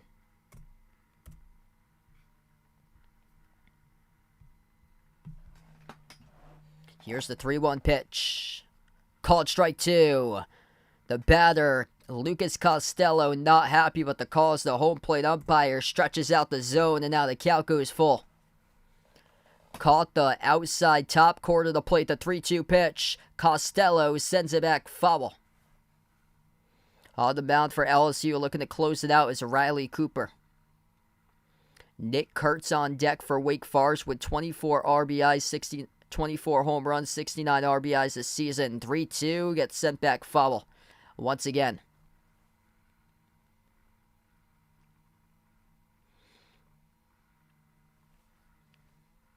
Here's the 3-2 pitch by Cooper. This ball gets cranked. High fly ball, left side. Foul territory, though.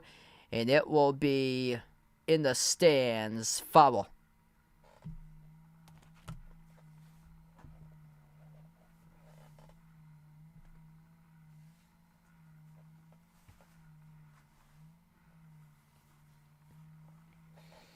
So here we have upcoming the payoff pitch. Riley Cooper looking for the first out this inning.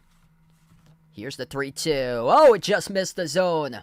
Ball 4, according to the umpire. That was extremely close. Just missing the outside edge of the plate as that pitch walks Lucas Costello, the leadoff batter, to begin the inning.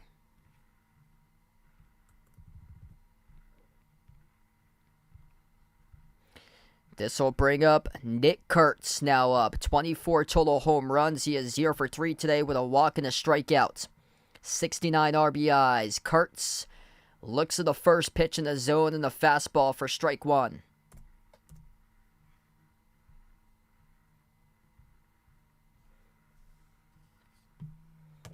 From the stretch, Cooper, the 0-1 pitch. Kurtz sends it back, foul. Count now 0-2. Brock Wilkin up next. Tied for first in the nation with 31 homers. Also has 82 RBIs. Here's the 0-2 pitch. Outside edge of the plate, missing that 89 miles per hour for a ball.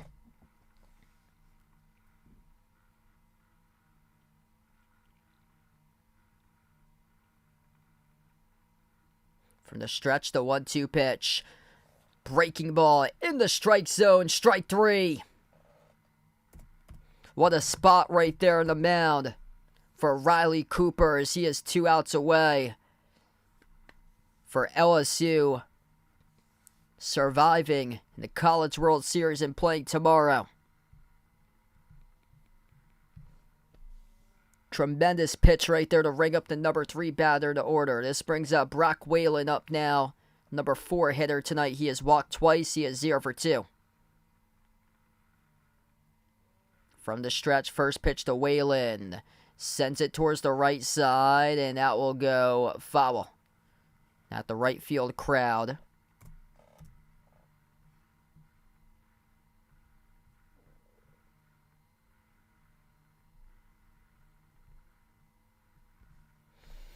Great game tonight between these two teams. The 0-1 pitch. Whalen, the high fly ball. It goes back foul towards the screen.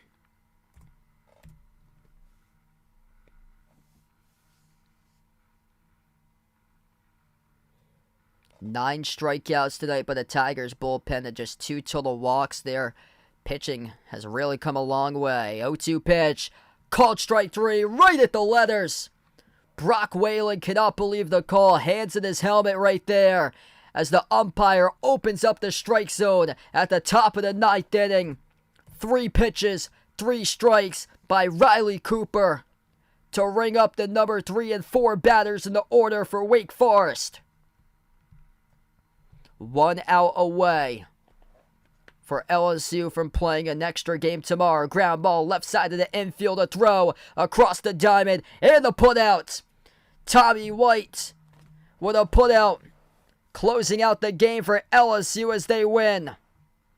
Final score 5-2.